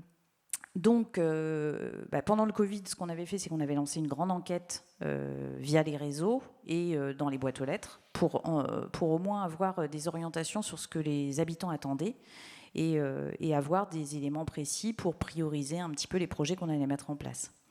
Et pendant le mandat, donc ça a été important pour nous d'aller au-devant des habitants. Donc on a fait une réunion dans chaque commune déléguée à 2 reprises pendant le mandat pour faire un bilan de ce qui avait été fait, pour écouter les remarques, les critiques, voilà. Et là, alors je voudrais faire un pont avec Laetitia parce que voilà, on constate exactement la même chose, c'est que le problème de ce genre de réunion-là, c'est que vous voyez finalement les habitants que vous connaissez le plus, qui sont les plus intéressés, c'est toujours les mêmes, c'est toujours eux qui se déplacent, parce que c'est des réunions en soirée, parce que l'intitulé n'est pas forcément vibrant, une réunion bilan des opérations, enfin voilà, ça ne marche pas forcément. Par contre, là, en fin de mandat, on s'est rendu compte, donc de la même manière que Laetitia, que ce qui mobilisait vraiment beaucoup les habitants, c'est à partir du moment où ils sont concernés pour leur intérêt personnel, en fait. Et donc, on organise depuis 2 ans maintenant des réunions dans différents quartiers sur des problématiques qui sont identifiées. On a des habitants qui sont venus nous voir en disant ça ne va pas du tout, ça va trop vite dans ma route, il faut trouver une solution, j'ai des problèmes de gestion des eaux, ça arrive dans ma cour. Voilà. Donc là, du coup, on organise une petite réunion sur le terrain en général, ce qui permet à tous les habitants de se voir, de se rencontrer, parce que pour certains, ils ne se connaissent pas en fait. Et c'est en général très riche. Et c'est là que ça nous permet de voir des gens qu'on ne croise pas du tout, sinon dans d'autres situations. Et en tout cas, c'est pour l'instant ce qui marche le mieux sur la commune. Merci. Alors c'est intéressant parce que chez les écolos, moi, depuis longtemps où je milite, on nous a entre guillemets appris ce qu'est NIMBY, Not in my backyard. C'est un peu ça. Il faut avoir tout de suite une pensée globale. Et plus ça va, plus je me dis que c'est vraiment une erreur de raisonner comme ça, parce que c'est par du NIMBY qu'on s'intéresse à des sujets plus larges. C'est comme un slogan qu'on aime bien chez les écolos, qui est de dire penser globalement pour agir localement. Je crois que le contraire est l'inverse est au moins aussi vrai. C'est penser localement pour pouvoir agir globalement. Et voilà, c'est ce que vous exprimez me fait penser à ça. Gwenaël, même question. Tu en as déjà un peu parlé, mais... Putain, jusqu'à présent, j'avais fait un sans faute sur les prénoms. C'est vraiment con de m'être relâché sur la fin. Donc, comme je le disais, Xavier... Même question qu'à Jean-Paul sur comment, voilà, ta démarche, tu en as déjà un peu parlé parce que je pense que vous avez en commun, c'est au cœur de votre engagement d'associer les citoyens, mais ça m'intéresse que tu nous témoignes de ça. On avait prévu un 3e temps, je le dis tout de suite, qu'on va zapper pour avoir des questions du public. Je suis désolé, je n'ai pas été très bon non plus dans la gestion du temps, mais bon, je pense que ça valait le coup de vous laisser développer ce que vous exprimiez. Donc voilà, à toi, cher Xavier. Donc effectivement, l'action communale, elle est souvent reliée à qu'est-ce qu'on a trouvé en arrivant et qu'est-ce qui nous a choqués en fait. Et nous, je l'ai dit tout à l'heure, ce qui nous a choqués, c'est la dégradation du pouvoir qui passe d'un conseil municipal de 15 personnes à une gestion autour de 3-4 personnes en fin de mandat. Et donc ça, on a été, nous, marqués par ça, puisque c'est ça qui a provoqué notre liste. Et donc, on a cherché à faire exactement l'inverse. Et donc, plutôt que de passer de 15 à 3, plutôt de passer de 15 à 60. Alors, comment passer de 15 personnes directement impliquées dans le village de 1000 habitants à 60 ? En fait, on a utilisé plusieurs outils. Et encore une fois, c'est un défi quotidien. Ce n'est pas quelque chose qui est atteint une fois pour toutes. Alors, d'abord, les fameux comités consultatifs que tu as cités. En clair, c'est une commission du conseil municipal. À partir du moment où vous l'ouvrez à des non-élus, il doit s'appeler comité consultatif. Donc toutes les commissions thématiques, urbanisme, environnement, agriculture, transition énergétique, etc., on les a ouverts à autant de non-élus que d'élus. Alors effectivement, vous pouvez vous retrouver avec des trublions qui viennent de façon triviale, pour dire parler de façon triviale, foutre la merde dans vos réunions. Mais bon, au bout d'un moment, eux aussi s'épuisent. Hein, donc, il faut faire avec. C'est un risque, mais c'est un choix. Donc ça, voilà, les comités consultatifs, déjà, si vous rajoutez, 4 personnes dans 5 commissions, ça fait 20 personnes de plus impliquées dans le village, qui ne peuvent pas critiquer de la même manière, puisqu'ils sont impliqués, donc ils sont partie prenante. Et en fait, vous avez aussi leur nom, leur mail, leur téléphone, et donc vous pouvez aussi les appeler, les convoquer au sens littéral à plein de choses, même pour la commémoration du 8 mai. Un autre outil, c'est les conseils des enfants, des jeunes. Donc je pense qu'il n'y a pas de taille minimale pour le faire. Et on a vite opté pour en créer non pas un, mais 3, pour ne pas faire discuter autour de la même table un CE1 et un terminal. Et donc, on a commencé par les enfants, du CE1 au CM2. Ensuite, on a fait un conseil des collégiens et ensuite un conseil des lycéens. Et qu'on a essayé aussi d'impliquer, notamment dans les commémorations, pour vraiment les rafraîchir, les renouveler, les moderniser. Donc là, vous réimpliquez encore 20 personnes et des jeunes, notamment, alors les enfants, on les voit par l'école, les collégiens et les lycéens, ils sont complètement invisibles dans une commune par les élus, puisque en fait, vous n'avez pas prise sur le département, donc sur les collèges ni sur les lycées. Donc les seules manières de les croiser, c'est de les inviter et puis là, de mettre la brioche bio de la boulangerie sur la table. Donc là, c'est les jeunes. Et ensuite, quelque chose de plus original, il se trouve que dans notre hameau, historiquement, dans notre commune, historiquement, il y a 18 hameaux qui se sont pas mal regroupés au fil du temps par l'urbanisation. Et en début de mandat, on a fait des petites réunions par 1 ou 2 hameaux. On a demandé aux habitants, on vous demande de coopter, de désigner parmi vous, de la manière que vous voulez, 2 référents hameaux, une femme, un homme, et ils vont être une courroie de transmission entre le terrain et la commune, dans les 2 sens. Vous n'êtes pas nos envoyés, mais ça va marcher dans les 2 sens. Et hop, 18 personnes de plus impliquées dans la commune. Et là-dessus, alors je vais faire un truc un peu technique, mais il se trouve qu'on a chaque semaine, on a ce qu'on a comme dans beaucoup de mairies, une réunion d'adjoints. Donc le maire avec 4 adjoints, et puis on associe en plus des conseillers délégués qu'on a inventés pour élargir, diffuser encore plus les responsabilités. Et donc, avant, justement, moi j'avais été conseiller municipal pendant 9 ans, jamais j'ai eu le moindre mot de synthèse, de retour de ce qui se passait dans les réunions d'adjoints. Et on a essayé là aussi de faire l'inverse. Et donc, après, tous les jeudis, après la réunion d'adjoints, j'envoie une synthèse de la réunion d'adjoints, non seulement à tout le conseil municipal, mais aussi aux 18 référents hameaux. Qui, même s'ils ne lisent pas tout, ils voient de quoi on parle en réunion d'adjoints, ils voient le nom de leur hameau qui apparaît, ils voient qu'il y a des sujets qui traînent, d'autres qui aboutissent, et ils ne pourront pas dire qu'ils n'étaient pas au courant. Encore une autre manière d'impliquer, ça a été alors nous on l'appelait des diagnostics en marchant, et j'ai vu après sur le net que d'autres l'avaient déjà appelé comme ça. C'est tout simplement, on va dans la rue, on fait 2 hameaux dans la journée, et on marche, on fait tout le hameau à pied, et on prévient dans les boîtes aux lettres avant qu'on va passer. On est, je sais pas, 5, 6, 7, 8, 10 élus. Et au fur et à mesure, le groupe s'agrandit, puisqu'il y a des voisins qui sortent de chez eux et qui marchent avec nous. Et on regarde on regarde les caniveaux, on regarde les arbres, on regarde les espaces publics, les espaces privés. Il y a des gens qui font toute la marche avec nous, et d'autres qui simplement nous attendent au pas de leur porte. Et ils ont juste un truc à nous dire, et après ils rentrent chez eux. Bon, il y a tous les cas de figure, mais ils ne seraient pas venus en mairie nous dire qu'il y avait quelque chose de dangereux, mais là, comme on est là, ils nous le disent, et nous, ça nous permet de dire « Ah oui, lui, il habite là, et ah oui, lui, c'est le voisin de là, je comprends le problème. » Et un dernier outil qu'on aime bien, c'est les chantiers participatifs. Alors là, typiquement, donc il s'agit souvent de planter des arbres, mais aussi de réouvrir des chemins qui ont été abandonnés. Là, par exemple, il y a un chemin, c'est le plus beau chemin de la commune, un chemin creux qui a donné son nom au hameau.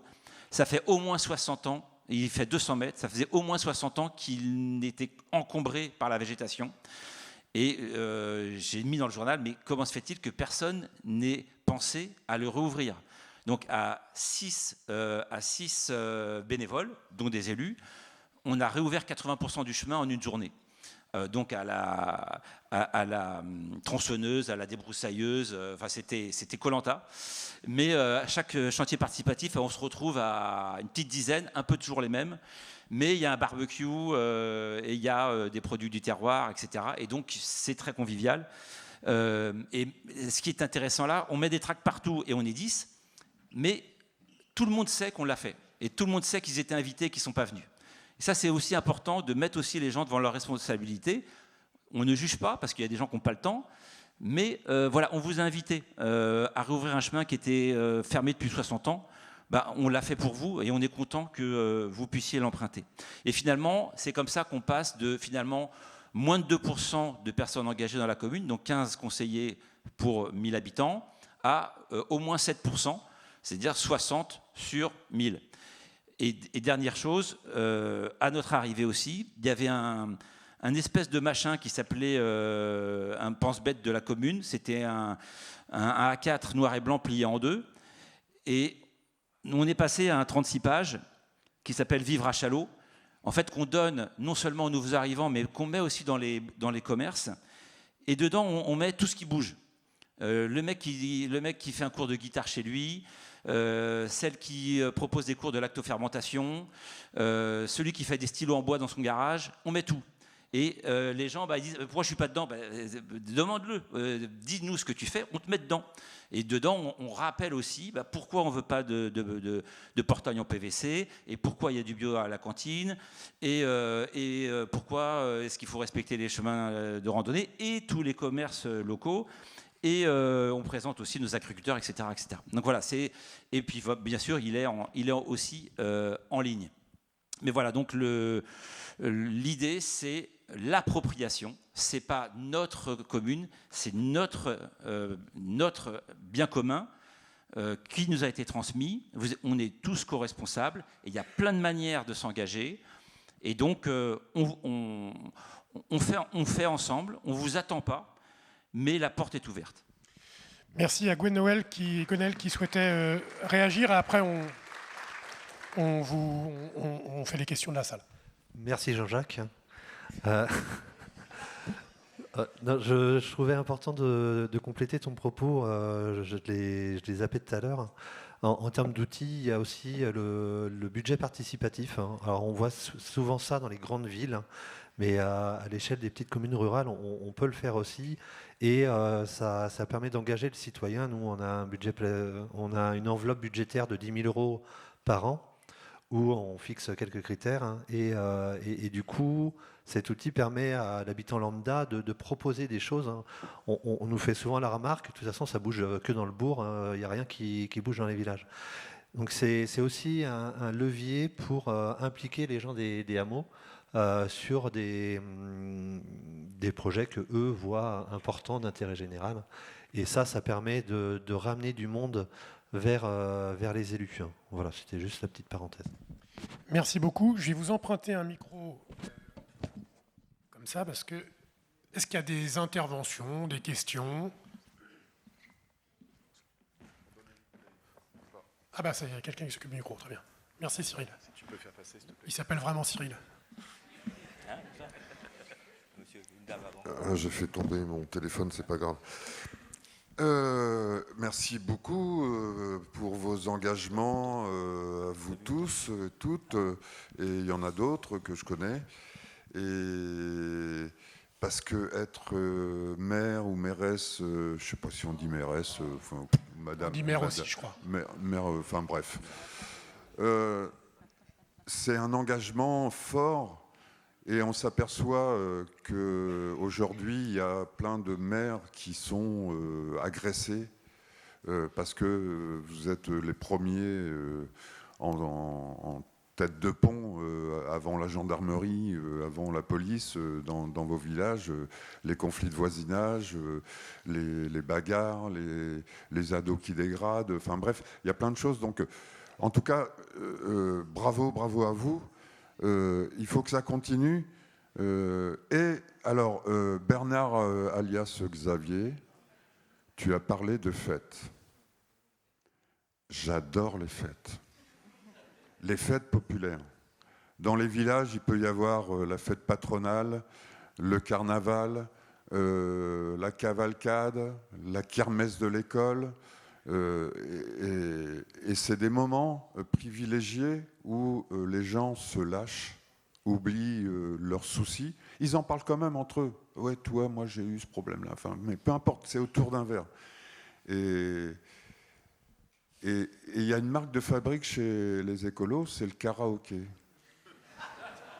Et est-ce que vous organisez des karaokés dans vos villages? Ah, la question. Et Merci. je suggère qu'il y ait dans tous les villages, comme les vôtres, qu'il y ait des groupes de karaoké Obligatoire. et qu'aux prochaines universités des ruralités, on réunisse tous les gens qui font des karaokés pour un karaoké géant. Alors voilà, c'est une question-proposition. Merci beaucoup. Est-ce qu'il y a d'autres personnes qui souhaitent intervenir ou poser une question? Oui. Bonjour, merci à toutes et tous pour vos interventions qui étaient vraiment très très intéressantes. Moi j'avais une petite question pour vous, Xavier. Je redis votre prénom quand même. Vous aviez parlé des comités consultatifs et que c'était un moyen d'impliquer les habitantes et habitants. Et vous aviez dit, vous en faites venir 5 personnes dans les différents comités, ça vous fait 20 personnes impliquées. Bon, moi, j'ai aussi été élue dans une un peu plus grosse commune, mais quand même. Et c'est vrai que ça m'a interpellée parce que je me suis dit, mais réellement, vous avez vraiment 5 personnes différentes qui viennent dans les comités consultatifs. Et comment vous avez fait pour les faire venir, en fait? Ok, je crois qu'il y a une main qui s'est levée. Cyril, tout là-bas.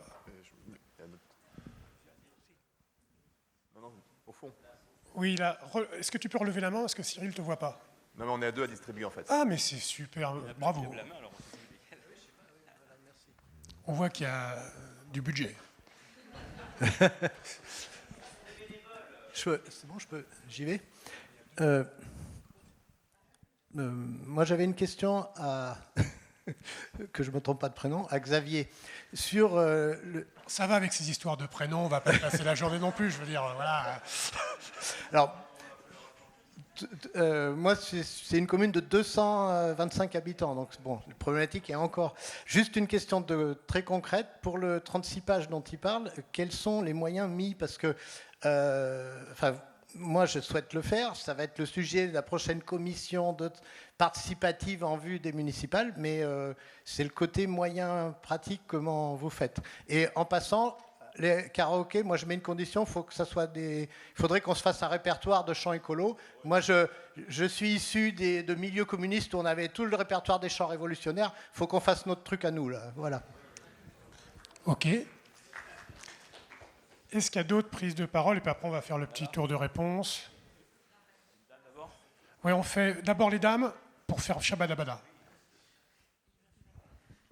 Oui, bonjour. Moi, c'est juste pour revenir à ce que David, tu demandais à tout le monde et qui n'a pas été abordé. Je crois finalement, c'était le rapport parfois compliqué avec les communautés de communes, les instances au-dessus, voire le département, l'État. Enfin, je pense que c'est un sujet qu'on peut peut-être aborder, même si ça peut prendre un peu de temps.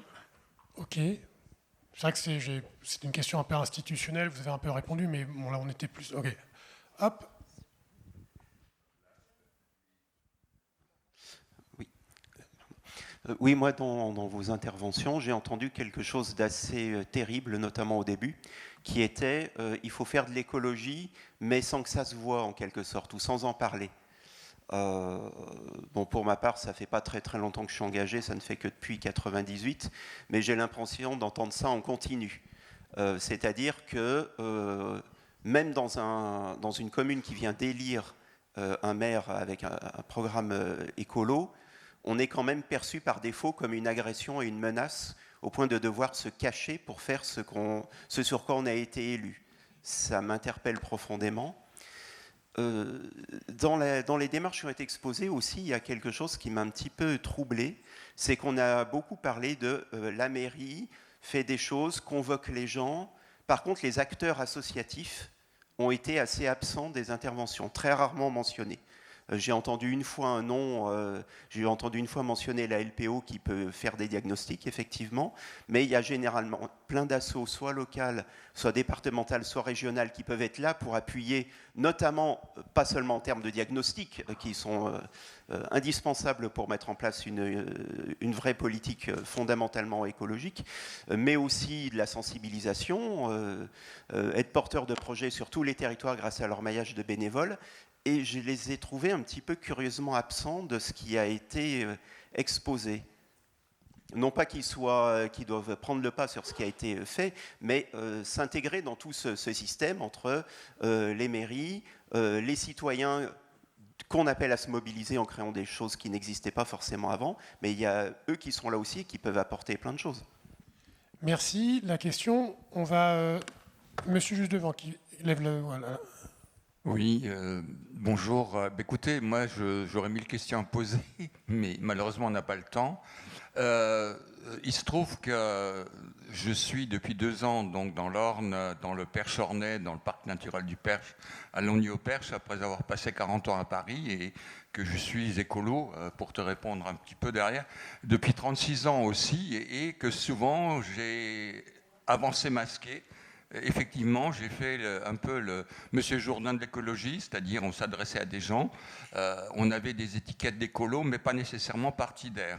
Alors, par rapport à la situation, nous sommes donc une commune de 3000 habitants, commune nouvelle, Longny-au-Perche, Longny-les-Villages, Longny-au-Perche, avec 8 villages aussi, donc j'aurais plusieurs questions à poser par rapport à ça. En 2020, il y avait 2 listes. Une liste que je qualifierais, entre guillemets, d'apolitique, parce qu'un non partidaire de droite, puisque l'un des principaux animateurs, il était LR, et une liste apolitique dite de gauche, avec sensibilité environnementale et non pas écologique. Cette liste a perdu à 6 voix près, donc sur une commune de 3000 habitants. Elle a perdu, alors ça aussi c'est important par rapport à la commune nouvelle, parce que dans la commune centre, 1500 habitants, elle avait 65% des voix, et les communes de la campagne, entre guillemets, l'ont fait perdre à 6 voix près. Donc ça aussi, c'est intéressant de voir, même en milieu rural, le centre et la périphérie, comment ça fonctionne ensemble. Donc là, pour faire bref, il y a quelque temps, il y a 3 conseillers sortants de l'opposition qui ont envie de continuer, et on a réussi à monter un collectif citoyen. Moi, j'ai proposé qu'on agisse comme ça. On a inventé la réunion inversée, puisque mercredi dernier, alors que les gens étaient un peu sceptiques, on a fait des diffusions au marché et tout, et on a fait une réunion dite inversée, appelée Échange citoyen, organisée par un collectif citoyen investi dans la commune. Donc pas de nom, mais simplement des intitulés. Et on a eu la surprise de voir dans la salle des fêtes de la mairie 80 personnes issus non seulement de la commune centre, mais aussi des communes de périphérie. On était extrêmement surpris, et effectivement, c'était extrêmement riche. C'était extrêmement riche au niveau des échanges, puisqu'on a d'abord donné la parole aux gens, et les gens, curieusement, enfin pas curieusement, mais ils avaient des choses à dire. Et là, on a mis en place une adresse mail, on a collecté des noms et tout, mais la question est de savoir maintenant comment continuer sans retomber dans les travers de la politique verticale qui était en place jusqu'à présent. Okay. Donc la question que je pose par rapport à ça, déjà à l'élu de Saint-Sauveur, là, donc, par exemple, sur une commune nouvelle, comment on... C'est Aurélie. Oui, Aurélie, voilà. Comment on articule la relation entre la commune centre et les autres? En particulier, la question se pose au niveau des maires délégués. Est-ce qu'il faut les maintenir parce qu'ils n'ont pas beaucoup de pouvoir? Est-ce qu'il faut les remplacer par des adjoints qui, eux, auraient plus de pouvoir, par exemple? Comment est-ce je ne veux pas vous frustrer, mais je pense qu'on a compris l'esprit de la question. Ouais. Donc, ça, c'est important. Et bon, je ne vais pas... Non, c'est pas pour vous. Je ne veux pas vous frustrer, mais... L'idéal, c'est qu'il y ait un peu de temps pour les réponses. Surtout que je vois une main qui s'est levée derrière et après, vraiment, non, je suis confus. Là, ils n'auront pas le temps de finir. On devait arrêter à 11h30, il est 11h27, on va déborder, mais voilà. Je me suis permise de lever la main parce que je ne savais pas s'il y aurait un deuxième tour de questions. Alors non. Donc moi, j'aurais une question par rapport aux intercommunalités. Parce que, c'est peut-être un peu en lien avec la question de la dame qui l'a posée aussi. Est-ce que vous avez des intercommunalités avec des conseils de développement? Est-ce qu'il y a assez d'habitants en fait pour avoir cette obligation-là? Si vous n'avez pas cette obligation-là, y en a-t-il quand même? Et comment vous percevez l'implication des élus de toute l'intercommunalité dans le conseil communautaire? Merci beaucoup. Écoutez, à vous de répondre. Il y a beaucoup de points qui ont été abordés. Il y avait la question des associations. Alors, vous aviez quand même cité les uns et les autres les interactions que vous aviez avec ces associations, mais au-delà de la question qui a été posée, à laquelle vous allez pouvoir répondre, est-ce que moi, c'est parfois le sentiment que j'ai, est-ce que vous avez ressenti, vous, depuis que vous êtes élu, la baisse du nombre d'engagements associatifs? Parce que c'est aussi quelque chose qu'on peut observer, ce qui fait que des fois, c'est une difficulté supplémentaire de ne pas avoir forcément d'interlocutrice ou d'interlocuteur de, entre guillemets, corps intermédiaires associatifs qui peuvent qui peuvent vous accompagner dans votre travail d'élu. Je ne sais pas par qui on commence, Gwenaël. Alors, on ne l'a peut-être pas développé assez, en effet, le monde associatif, même si dans mon avant-propos tout à l'heure, en tout début, j'ai dit que c'était de l'écologie avec les assos. Certes, les assos, les élus, ils ne font pas tout sur une commune. Et on s'appuie sur le dynamisme local, associatif, des personnes engagées dans notre schéma. Et aujourd'hui, on n'aurait pas cette vivacité associative que certains projets ne sortiraient pas, en fait. On s'appuie sur les habitants, mais sur nos assos locales. Là, concrètement, sur ma commune, on a l'asso des anciens qui fait de l'intergénérationnel. C'est toi qui en parlais tout à l'heure. Ils vont dans les écoles pour planter les graines, et après, une fois que ça a poussé, les enfants vont au jardin partagé porté par les anciens pour les planter, et comme ça les enfants savent que les frites c'est des pommes de terre. Il y a certains enfants qui ne le savent pas. Ça paraît lunaire, mais bon, c'est comme ça. Donc on s'appuie énormément sur le monde associatif. On pousse aussi pour être un soutien de premier rideau. Nous, en Loire-Atlantique, en Pays de la Loire, on voit qu'on a une chère présidente de région qui est plutôt à tout sabrer, à tout va. Sur ma commune, on a fait le choix de mettre toutes les salles communales gratuites toute l'année pour les assos de ma commune, et une fois pour les assos du territoire. Et ça permet de travailler à ce dynamisme-là aussi, et de moins constater ce désengagement bénévole qui a été accentué par le Covid. Alors, on peut mettre plein de choses sur le dos du Covid, mais n'empêche que ça n'a pas aidé l'engagement de certains bénévoles. Ça a fait du mal à beaucoup d'assauts. Donc on prend notre rôle dans l'accompagnement des assos, et les assos nous le rendent bien en termes d'accompagnement et en termes de dynamisme de notre ruralité. Oui, je pense qu'on peut tous témoigner de ça. Heureusement qu'elles sont là. Moi, sur les associations, il y en a une dizaine qui organisent la foire à tout. On est en coopération avec une association pour la stérilisation des chats errants, et en échange, ils font un marché artisanal qui est une super animation pour le village. Le jardin partagé, c'est une association qui, en même temps, fait beaucoup d'animation. On a des associations de musique, d'art plastique. C'est vraiment une grande richesse. Donc, on est énormément en soutien de ces associations, à tel point que j'ai pas pu développer, mais on a le projet de réhabiliter une friche industrielle auquel les habitants étaient très attachés, puisque c'était une ancienne usine de chaussures où beaucoup de familles avaient travaillé. On a associé les habitants, et dans cette friche, il y a eu la volonté d'avoir un lieu justement pour mieux loger ces associations d'art qui aujourd'hui sont dans l'ancien cachot de dégrisement de la mairie, donc c'est pas très digne. Donc voilà, ça fait partie du projet central de réhabilitation de cette friche, d'avoir cette maison des arts et de la culture qui sera gérée par la mairie pour les associations. Rapidement. Alors je vais essayer de répondre à quelques très rapidement. Sur la fête, je voulais donner un exemple, c'est la fête des voisins. On peut se dire la fête des voisins, c'est un truc privé, entre voisins, ils sont assez grands pour s'organiser. Ils sont assez grands pour s'organiser, sauf que nous, il y avait un ou deux hameaux qui la faisaient. Et en fait, avec les référents hameaux, on les a vraiment encouragés à faire la fête des voisins, à lui dire, vous avez bien quelqu'un, est-ce que vous avez trouvé un jardin, vous avez trouvé un espace public, on peut vous mettre les chaises, on peut vous les amener, vous voulez un barnum, on vous l'amène, etc. Et on est passé de une ou deux fêtes des voisins à 9, Et il y a des voisins qui n'étaient jamais rentrés dans le jardin du voisin. Et des gens qui n'avaient jamais accueilli personne du hameau chez eux et qui l'ont fait dans leur garage, dans leur jardin. Et il y a des solidarités locales qui se sont créées à partir de là. Donc ça, c'est aussi la réponse à dire, c'est pas à la mairie d'organiser la fête des voisins. Non, on l'organise pas, on l'encourage, on met des choses à disposition, on incite et on invite les référents hameaux à être initiateurs de ça. Sur les comités consultatifs, effectivement, ça se presse pas forcément au portillon, mais on a quand même du monde. Après, on a tracté dans tout le village pour dire, voilà, et dans le journal, on a dit, voilà tous les comités consultatifs qui existent, et donc venez nous voir, et on va en parler, et vous pouvez prendre votre place. Et aussi, on a, nous, été aussi appelants.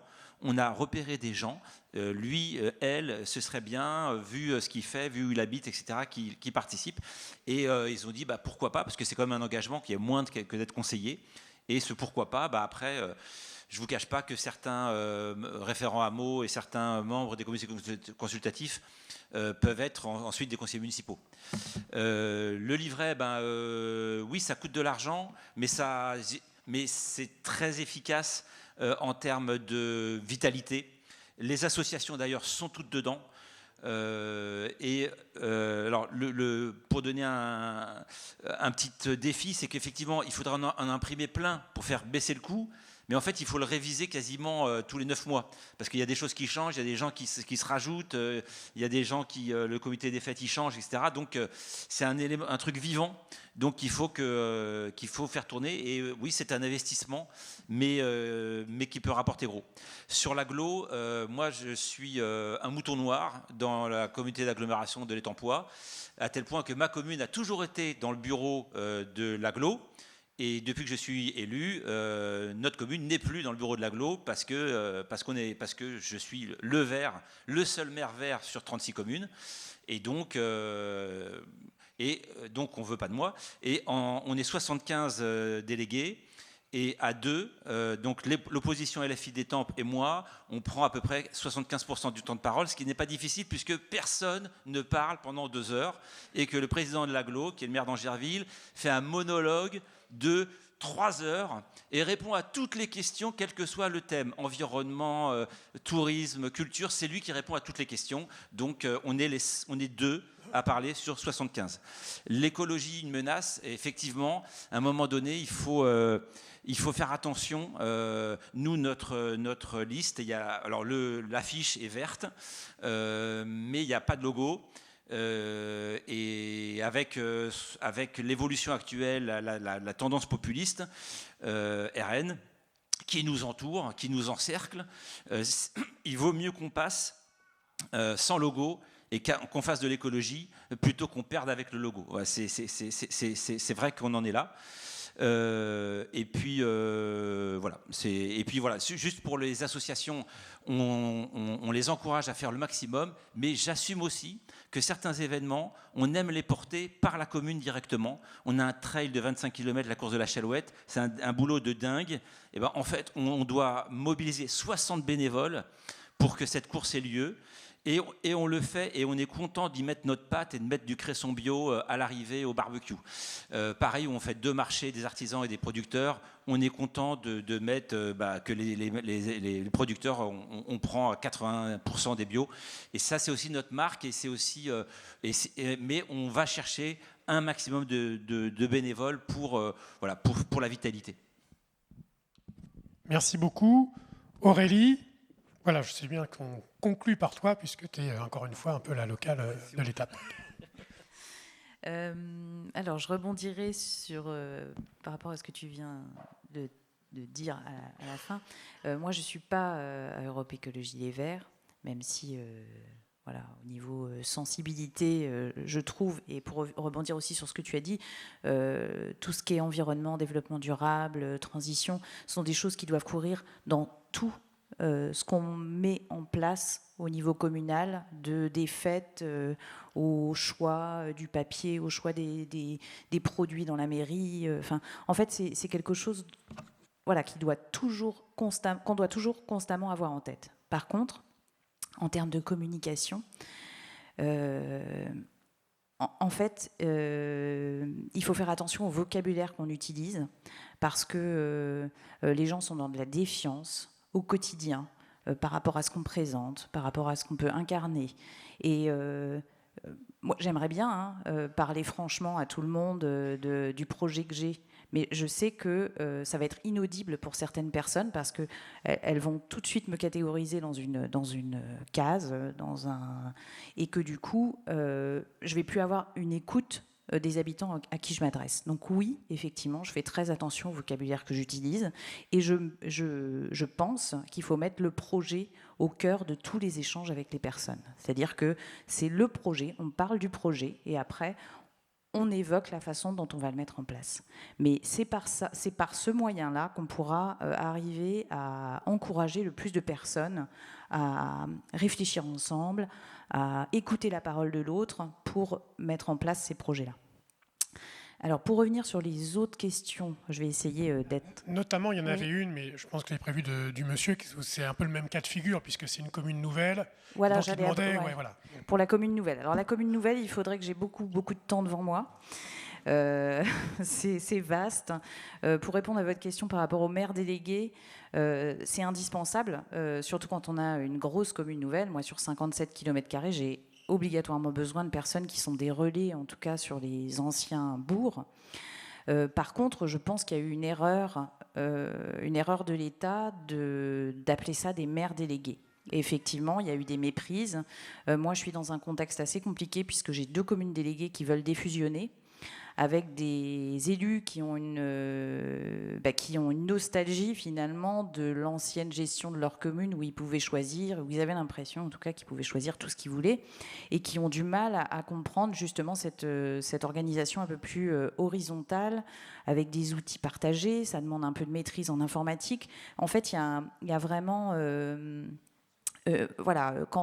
Quand on travaille avec des maires délégués qui ne comprennent pas cette façon différente de travailler et qui ne sont pas dans l'échange, ni dans la descente d'informations, ni dans la remontée d'informations, c'est très compliqué. Voilà.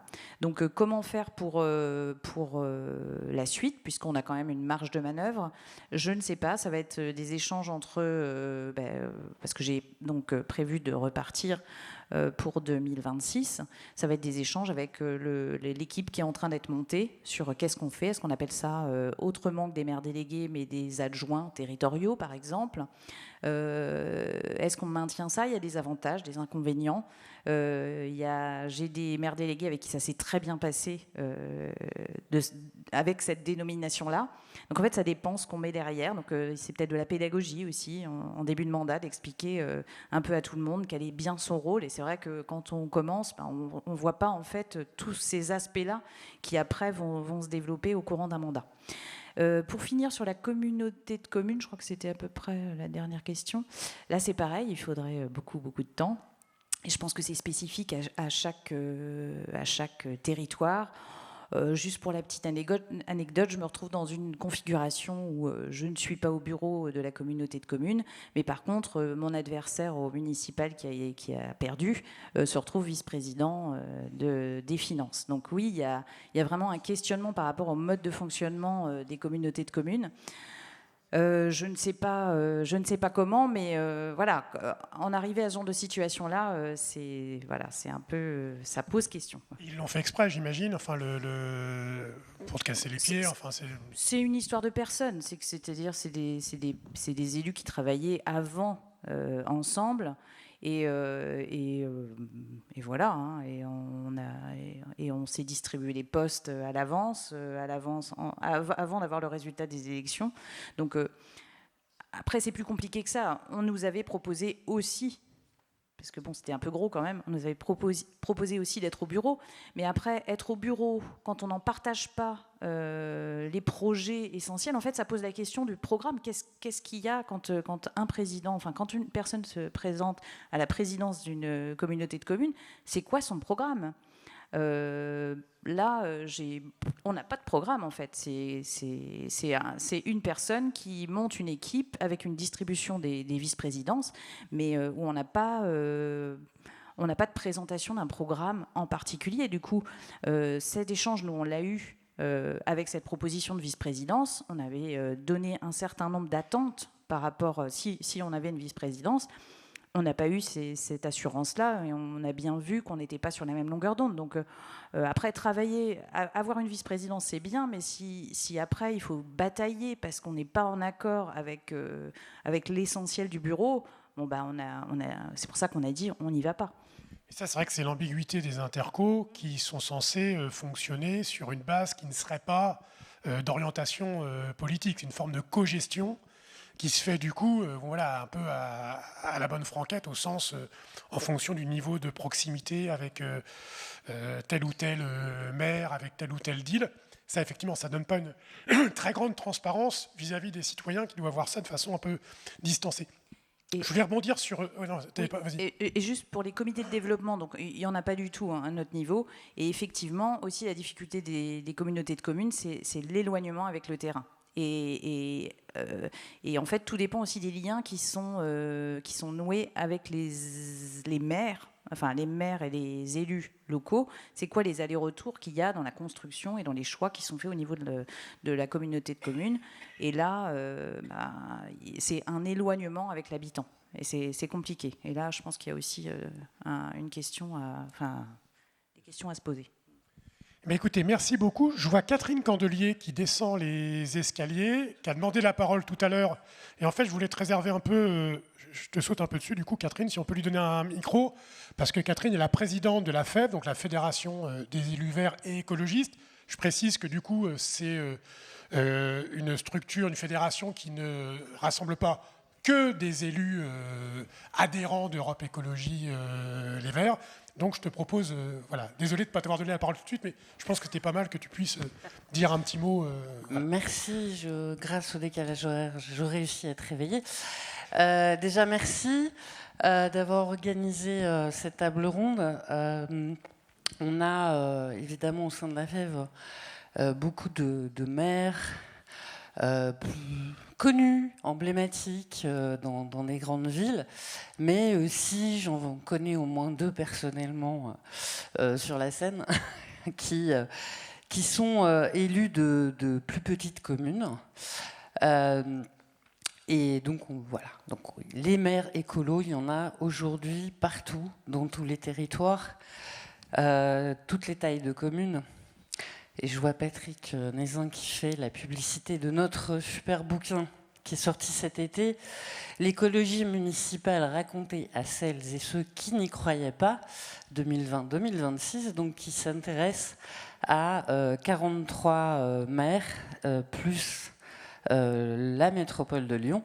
Donc vous pouvez voir Antoine qui est là, si jamais vous souhaitez vous procurer ce livre. Mais non, ce qui m'a semblé intéressant, c'est de voir la cohérence, quel que soit le territoire où vous exercez les unes et les autres votre mandat de maire, finalement, de partir à chaque fois de ce qui constitue votre territoire et de faire avec ce territoire, avec sa géographie, avec son histoire, pour embarquer finalement la population vers des projets un peu innovants, un peu décalés par rapport à ce qui se faisait auparavant, et ne jamais arriver dans n'importe quel territoire, qu'il soit rural ou urbain, avec un projet venu d'ailleurs, préconçu.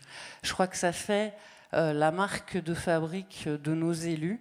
Peut-être c'est aussi pour ça qu'on est très très complexe, qu'on est compliqué, mais on est tous très attachés finalement à ce qui fait l'histoire et la géographie de nos territoires, ce qui fait aussi la profondeur de nos convictions et ce qui fait qu'on arrive à, je l'espère, mais je le crois, à embarquer les gens du territoire dans ces projets. Je voulais dire juste 2 mots sur ce qui est en train de se passer à l'Assemblée nationale. Vous le savez toutes et tous, le PLF, on parle beaucoup de la taxe Zuckman, de la retraite. On n'a pas encore tout à fait beaucoup parlé des collectivités territoriales et de ce qu'il y a dans le projet de budget du gouvernement actuel. Je vois une députée, Madame Pochon, donc je ne vais pas lui... Voilà, mais en gros, c'est le pire du pire de ce qu'on n'a jamais imaginé en termes de financement des collectivités territoriales. J'avais eu ce même discours à peu près à la même époque, il y a 1 an, en disant mais on n'a jamais vu ça. Et là, en gros, on est en train de quasiment doubler les efforts demandés aux collectivités territoriales par rapport à leur budget. On est en train de supprimer à nouveau de plus en plus de moyens mis à disposition par l'État. Je pense à l'Agence nationale de l'amélioration de l'habitat, je pense au Fonds vert, je pense à tous les moyens d'ingénierie dont on est en train de casser vraiment des choses. Je pense aussi, on l'a assez peu évoqué, ça a été évoqué dans un des ateliers, mais les problématiques de financement des CAUE, Conseil en architecture, urbanisme et environnement, celui de la Manche vient de faire faillite. Donc il a fermé. Ça rebondit, puisque ce sont les mêmes taxes qui sont mal gérées par l'État, sur l'entretien des espaces naturels sensibles. Donc tout ça, on est en train de se prendre cette vague sur la tête dans un moment où on repart en campagne municipale. Donc c'est encore plus complexe qu'il y a 6 ans. Et donc évidemment, à la FEV, on travaille sur ces sujets. Notre site internet est ouvert à tout le monde. Vous y retrouverez beaucoup de réalisations des élus. Beaucoup de conseils aussi pour partir en campagne. N'hésitez pas. Moi, j'avais juste une question à chacun d'entre vous. Finalement, c'est tellement compliqué d'être maire.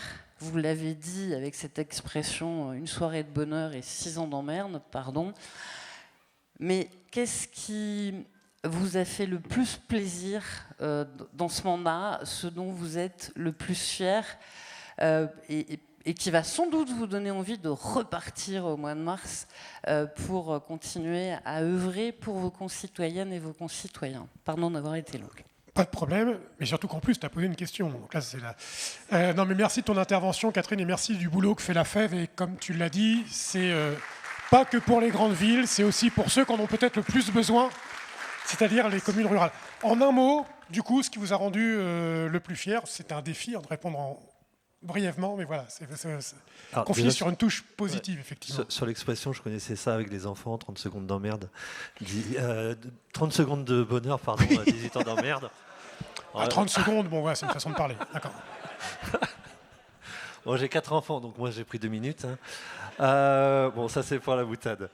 Qu'est-ce qui me rend fier, en fait, c'est étant donné que j'ai 4 gamins, je m'inquiète aujourd'hui sur la terre qu'on va laisser à nos enfants. Voir les actions qu'on a mises en place. Alors ça paraît pompeux comme un discours, mais c'est œuvrer aujourd'hui pour prévoir demain. Travailler sur de la végétalisation de cours de récré, travailler sur une cuisine qui est 80% bio, 60% locale, travailler sur un espace vert qui permet d'acculturer les enfants, faire école dehors. Toutes ces actions-là, en fait, c'est un peu la fierté, faire du lien pour amener les ogres de Barbac. C'est toute cette fierté-là de faire corps pour notre territoire, en fait, pour être très très court. Voilà. Merci.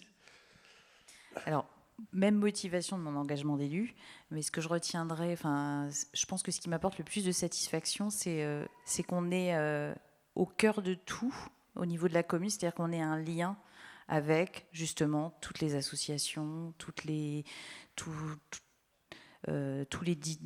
entreprises, au niveau de notre territoire, mais on est aussi un lien sur les autres strates, communautés de communes, départements, régions. Et en fait, c'est toute cette intrication qui est assez compliquée à comprendre au début quand on découvre les choses, mais c'est ça qui rend les choses passionnantes. Merci Laetitia. Et pour rajouter aussi, ce que j'ai appris qui m'intéressait énormément, c'est de discuter avec des gens qui n'ont pas du tout le même point de vue que moi et d'être dans cet échange. Parce que finalement, aujourd'hui, il n'y a pas beaucoup d'espace pour échanger avec quelqu'un qui est à l'opposé de ce qu'on pense. Absolument. Alors oui, vaste question. Alors moi je suis très fière évidemment de toutes nos réalisations écologiques qui montrent que ça marche, qu'on a des solutions y compris à l'échelle des villages. Mais ce qui m'a le plus apporté la plus grande richesse, c'est que voilà, comme tout le monde, j'ai commencé par faire de l'écologie à mon échelle individuelle comme personne. Ensuite j'ai fait l'écologie un peu cérébrale en m'engageant dans le mouvement de l'écologie politique et en étant candidate élue à différentes strates. Mais vraiment là dans le village, j'ai appris aussi à faire de l'écologie avec mes tripes, mon cœur, et ça a été un grand enrichissement. Tous ces échanges, ces partages et voilà ces émotions aussi qui nous viennent, à laquelle on s'ouvre et qui pour moi sont vraiment d'une richesse formidable. Et je pense, c'est Marine Tourdelier encore une fois qui disait hier que l'écologie elle est aussi là dans ces liens qu'on recrée et ce collectif écologique qu'on peut aussi mettre en œuvre de cette façon. Alors voilà, j'ai pas encore, c'est quelque chose que j'ai découvert finalement un peu sur la fin. Au début on est un peu en protection parce que c'est pas forcément évident toutes ces émotions qu'on découvre, cette solitude dont on a pu parler, etc. Mais à la fin, je trouve que c'est une très grande richesse et un carburant renouvelable et très qui peut nous mener loin, une belle énergie. Merci. Oui, Catherine, tu as posé en fait plusieurs questions. La fierté, qu'est-ce qui nous fait tenir? Je vais répondre que à qu'est-ce qui nous fait tenir. Et pour moi, on n'en a pas beaucoup parlé, c'est vraiment l'équipe. Si on n'a pas du plaisir à venir retrouver les collègues autour de la table du conseil municipal, si on ne sent pas cette convivialité, je vais lâcher le mot, c'est un peu cette fraternité, moi, j'aurais pas tenu. Et donc notre liste, on l'a bâtie par des rencontres régulières autour de Saucisson Vin Rouge. Et ce qui nous a fait tenir, c'est que pendant tout le mandat, on a fait ce qu'on appelait un G17, c'est-à-dire que toute la liste, y compris les suppléants, 3 fois par an, on s'est retrouvés en dehors de la mairie, dans un cadre convivial, pour prendre du recul, pour s'écouter, et finalement, ensemble, pour prendre soin de ce collectif.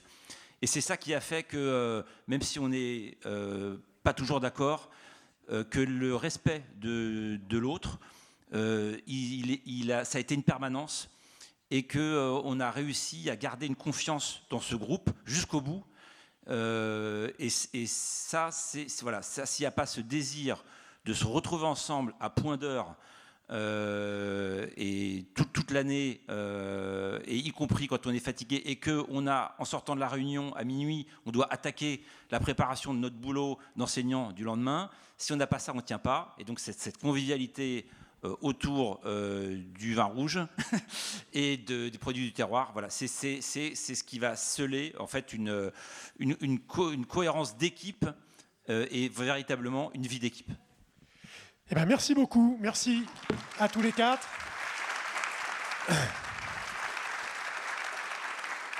Il y a Marie qui va... Ouais, moi je dis un petit mot, t'inquiète. Alors... Merci d'avoir été là pendant ces 3 jours. Il me revient de conclure les journées normandes de l'écologie, parce que vous savez qu'on s'était un peu greffé sur l'Université des ruralités écologistes. On est très content de l'avoir fait. Les 2 premières journées normandes de l'écologie, on les avait fait à Rouen. C'est vrai qu'on a une région, la Normandie, mais c'est un point commun avec d'autres régions où, quand on parle de la Normandie, on parle de l'axe Seine, la puissance du port du Havre, la culture de la betterave, comme dit le poète. Et on a cette image-là, mais la Normandie, c'est aussi énormément de terroir, de ruralité, c'est une côte. Enfin voilà, on a parlé de ça pendant 3 jours, donc c'était une très belle occasion de faire ces journées normandes de l'écologie. Ici à Coutances, qui a aussi une histoire. On a parlé de ces journées d'été, des universités d'été des écolos de 2006. Moi, c'était pas une des premières, mais enfin voilà, j'ai le souvenir d'être venu à Coutances à ce moment-là. Donc c'était bien de faire ce petit rappel. Franchement, désolé les copains de Coutances, mais ça donne envie de revenir l'année prochaine. Ne dites pas non tout de suite, parce que là, vous êtes fatigués, c'est normal, tout ça, mais vous verrez dans quelques jours, on en reparle, vous serez sans doute d'accord. Blague à part, merci beaucoup aux bénévoles d'avoir fait le job, d'avoir rendu en réalité ce moment possible, parce que sans vous, ça ne marche pas. Merci aussi à nos équipes salariées qui étaient, je suis sûr, ravis d'être là ce week-end, loin des leurs, pour être avec vous. Et puis, on se retrouve très vite. Et puis, merci à toi, Marie, parce que si tu dis non à chaque fois, mais désolé si, je sais que ça te met mal à l'aise, donc je ne vais pas insister, mais voilà, c'est quand même un truc qui existe grâce à toi aussi. Donc, merci à toi. Et voilà. Merci beaucoup. Je vais prendre le pas sur les remerciements. Remercier David pour les journées normandes de l'écologie, bien évidemment, avec toute ton équipe, avec tous les bénévoles qui l'ont fait vivre. Remercier Guillaume pour avoir porté ces universités des ruralités écologistes. Bravo. Merci d'avoir candidaté et vous avez tenu votre promesse, c'était génial et passionnant et j'espère que chacune d'entre vous rentre plein d'inspiration et plein de motivation pour mener campagne pour les municipales. On se retrouvera, je vais laisser Guillaume en parler, dès l'année prochaine à Gaillac et donc Bruno pourra nous teaser la prochaine édition dans le Tarn. Ce que je voulais vous dire avant, c'est n'hésitez pas, si ce sont des sujets qui vous passionnent, qui vous intéressent, à vous impliquer au sein du groupe de travail sur les ruralités écologistes. On mène un travail, alors bien évidemment qu'on prépare ces universités des ruralités écologistes chaque année et c'est passionnant d'aller réfléchir aux tables rondes, aux invités qu'on a envie de faire venir, aux thèmes, etc. Et à chaque fois sur des territoires ruraux qui sont très différents, donc c'est un moment qui est passionnant et vous pourrez peut-être accompagner les universités des ruralités dans le Tarn à venir. Mais au-delà de ça, on travaille également sur le fond, à la publication de livrets thématiques. Là, on est en train d'aboutir sur les transports et sans doute qu'on va aboutir sur d'autres... on va travailler sur d'autres livrets thématiques cette année et vous êtes vraiment les bienvenus. On va essayer d'accompagner chacune, tous les élus ruraux également dans leur candidature, également pour les municipales. Donc n'hésitez pas à nous rejoindre. Si vous ne savez pas comment faire, contactez-nous. Globalement, que ce soit Guillaume, moi, on est plein ici à être membre du groupe de travail et ce sera avec grand bonheur que de vous accueillir et de travailler avec vous pour la suite. Voilà, je vous remercie pleinement, c'est super, ça donne toujours plein d'énergie, même si on repart un peu fatigué. Et je laisse la main à Guillaume. Merci à toutes et tous et très bonne fin de week-end.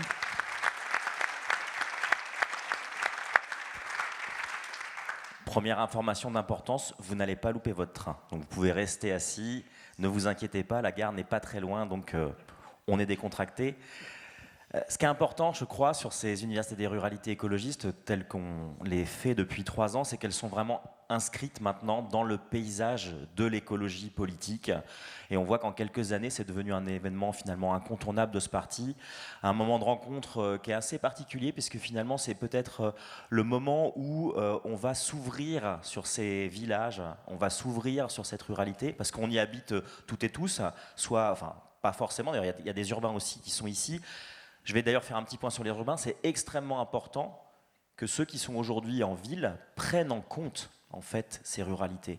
Parce que dans notre parti, on a tout autant besoin que les urbains aient cette approche aussi des ruralités, la prennent en compte et qu'on ne soit pas seulement sur une espèce de lobby rural au sein de ce parti. Ça n'est pas la logique des universités des ruralités écologistes, c'est bien au contraire de pouvoir mélanger tout le monde et d'avoir ce parti qui évolue sur la question des ruralités et qui nous permettent d'être évidemment bien plus forts dans ces ruralités et d'apporter des vraies réponses et d'être dans le débat, dans la rencontre. Je vais rebondir sur ce que disait Aurélie, à un moment donné, il faut être dans la rencontre avec celui qui n'a pas nos idées pour pouvoir progresser. C'est pour ça d'ailleurs qu'on le fait avec un maximum de partenaires possibles, inimaginables. Je remercie aussi forcément tous ceux qui ont permis à cet événement d'avoir lieu ici, à Coutances en particulier, c'est-à-dire que on a quand même une municipalité qui n'est pas de notre bord politique, mais qui a quand même vraiment, qui nous a soutenus dans la mise en place de cet événement. Et puis on a, vous avez rencontré des associations, certains sont d'ailleurs venus témoigner dans les tables rondes, associations culturelles, évidemment les associations agricoles. Alors je pense forcément à Christophe qui est au premier rang, il est venu se mettre au premier rang alors que je l'ai forcé à se mettre au premier rang, mais qui est l'ancien président de Bio Normandie, qui a sa ferme qui est juste à côté.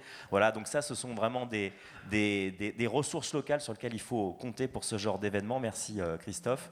Et puis, comment ne pas conclure sur forcément cette transmission vers Gaillac, parce qu'on a posé nos dossiers tous les deux ensemble avec Bruno, et toutes les équipes, évidemment, on n'était pas tout seuls, hein, Bruno et moi, hein, c'est nos collectifs respectifs. Et puis, on a damé le pion à Gaillac. Et ça a été un peu dur pour Gaillac d'arriver second, mais je crois que en fait, les dossiers étaient tellement... Le jury était tellement était incapable de faire un choix que finalement, c'est le bureau national qui a dû trancher entre les deux. Et je crois que finalement... Voilà, exactement, c'est Marine qui a choisi.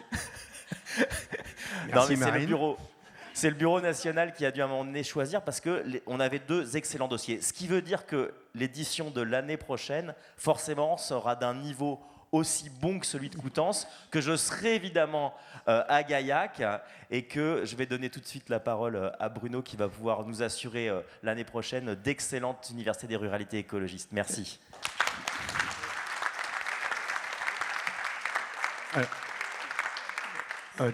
J'ai entendu tous les remerciements. Je pense qu'il faudrait aussi remercier la FEV parce qu'ils participent beaucoup à... Merci Antoine. Merci Antoine.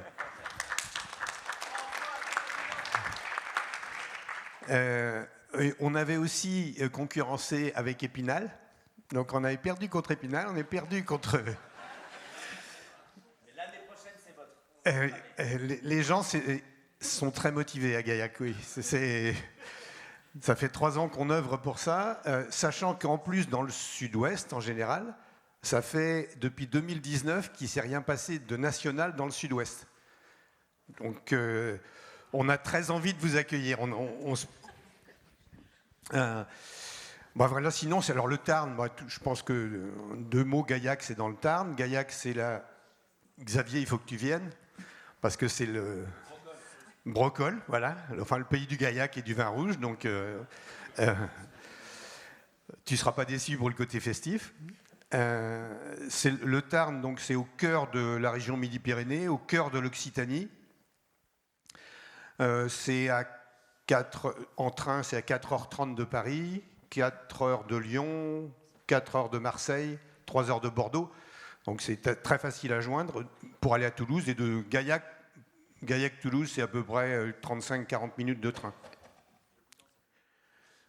De Coutances, certes c'est loin, mais l'inverse est vrai.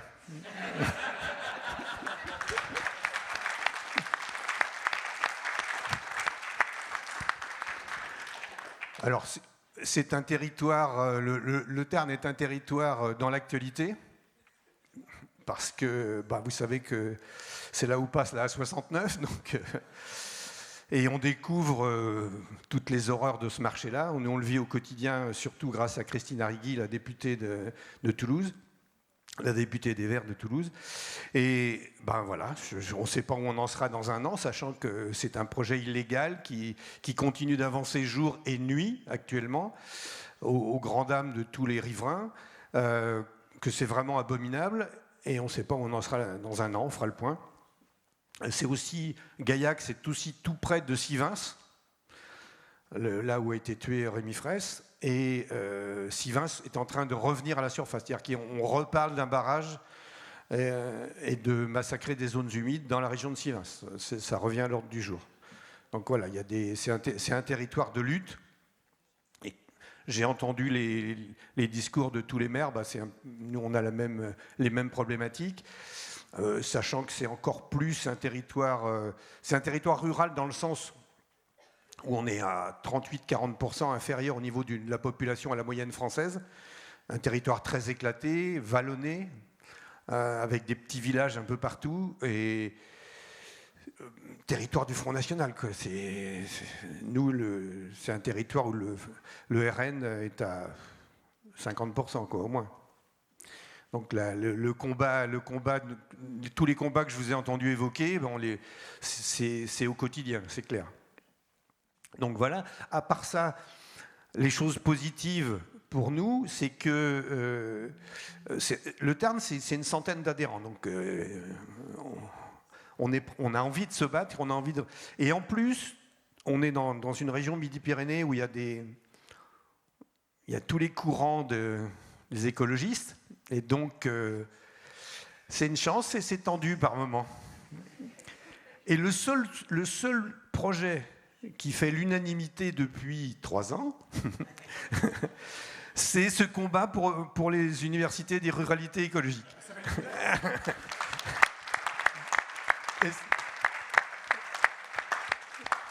Et donc tout le monde va être très content de vous accueillir en 2026. Merci.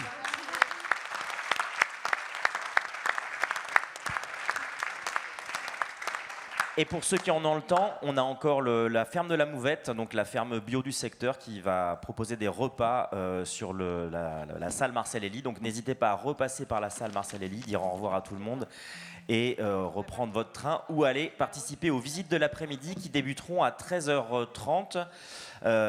Donc on vous attend sur le parvis de la salle Marcel Elie à 13h30 pour ceux qui souhaitent faire les visites de l'après-midi. Merci à vous tous. Merci.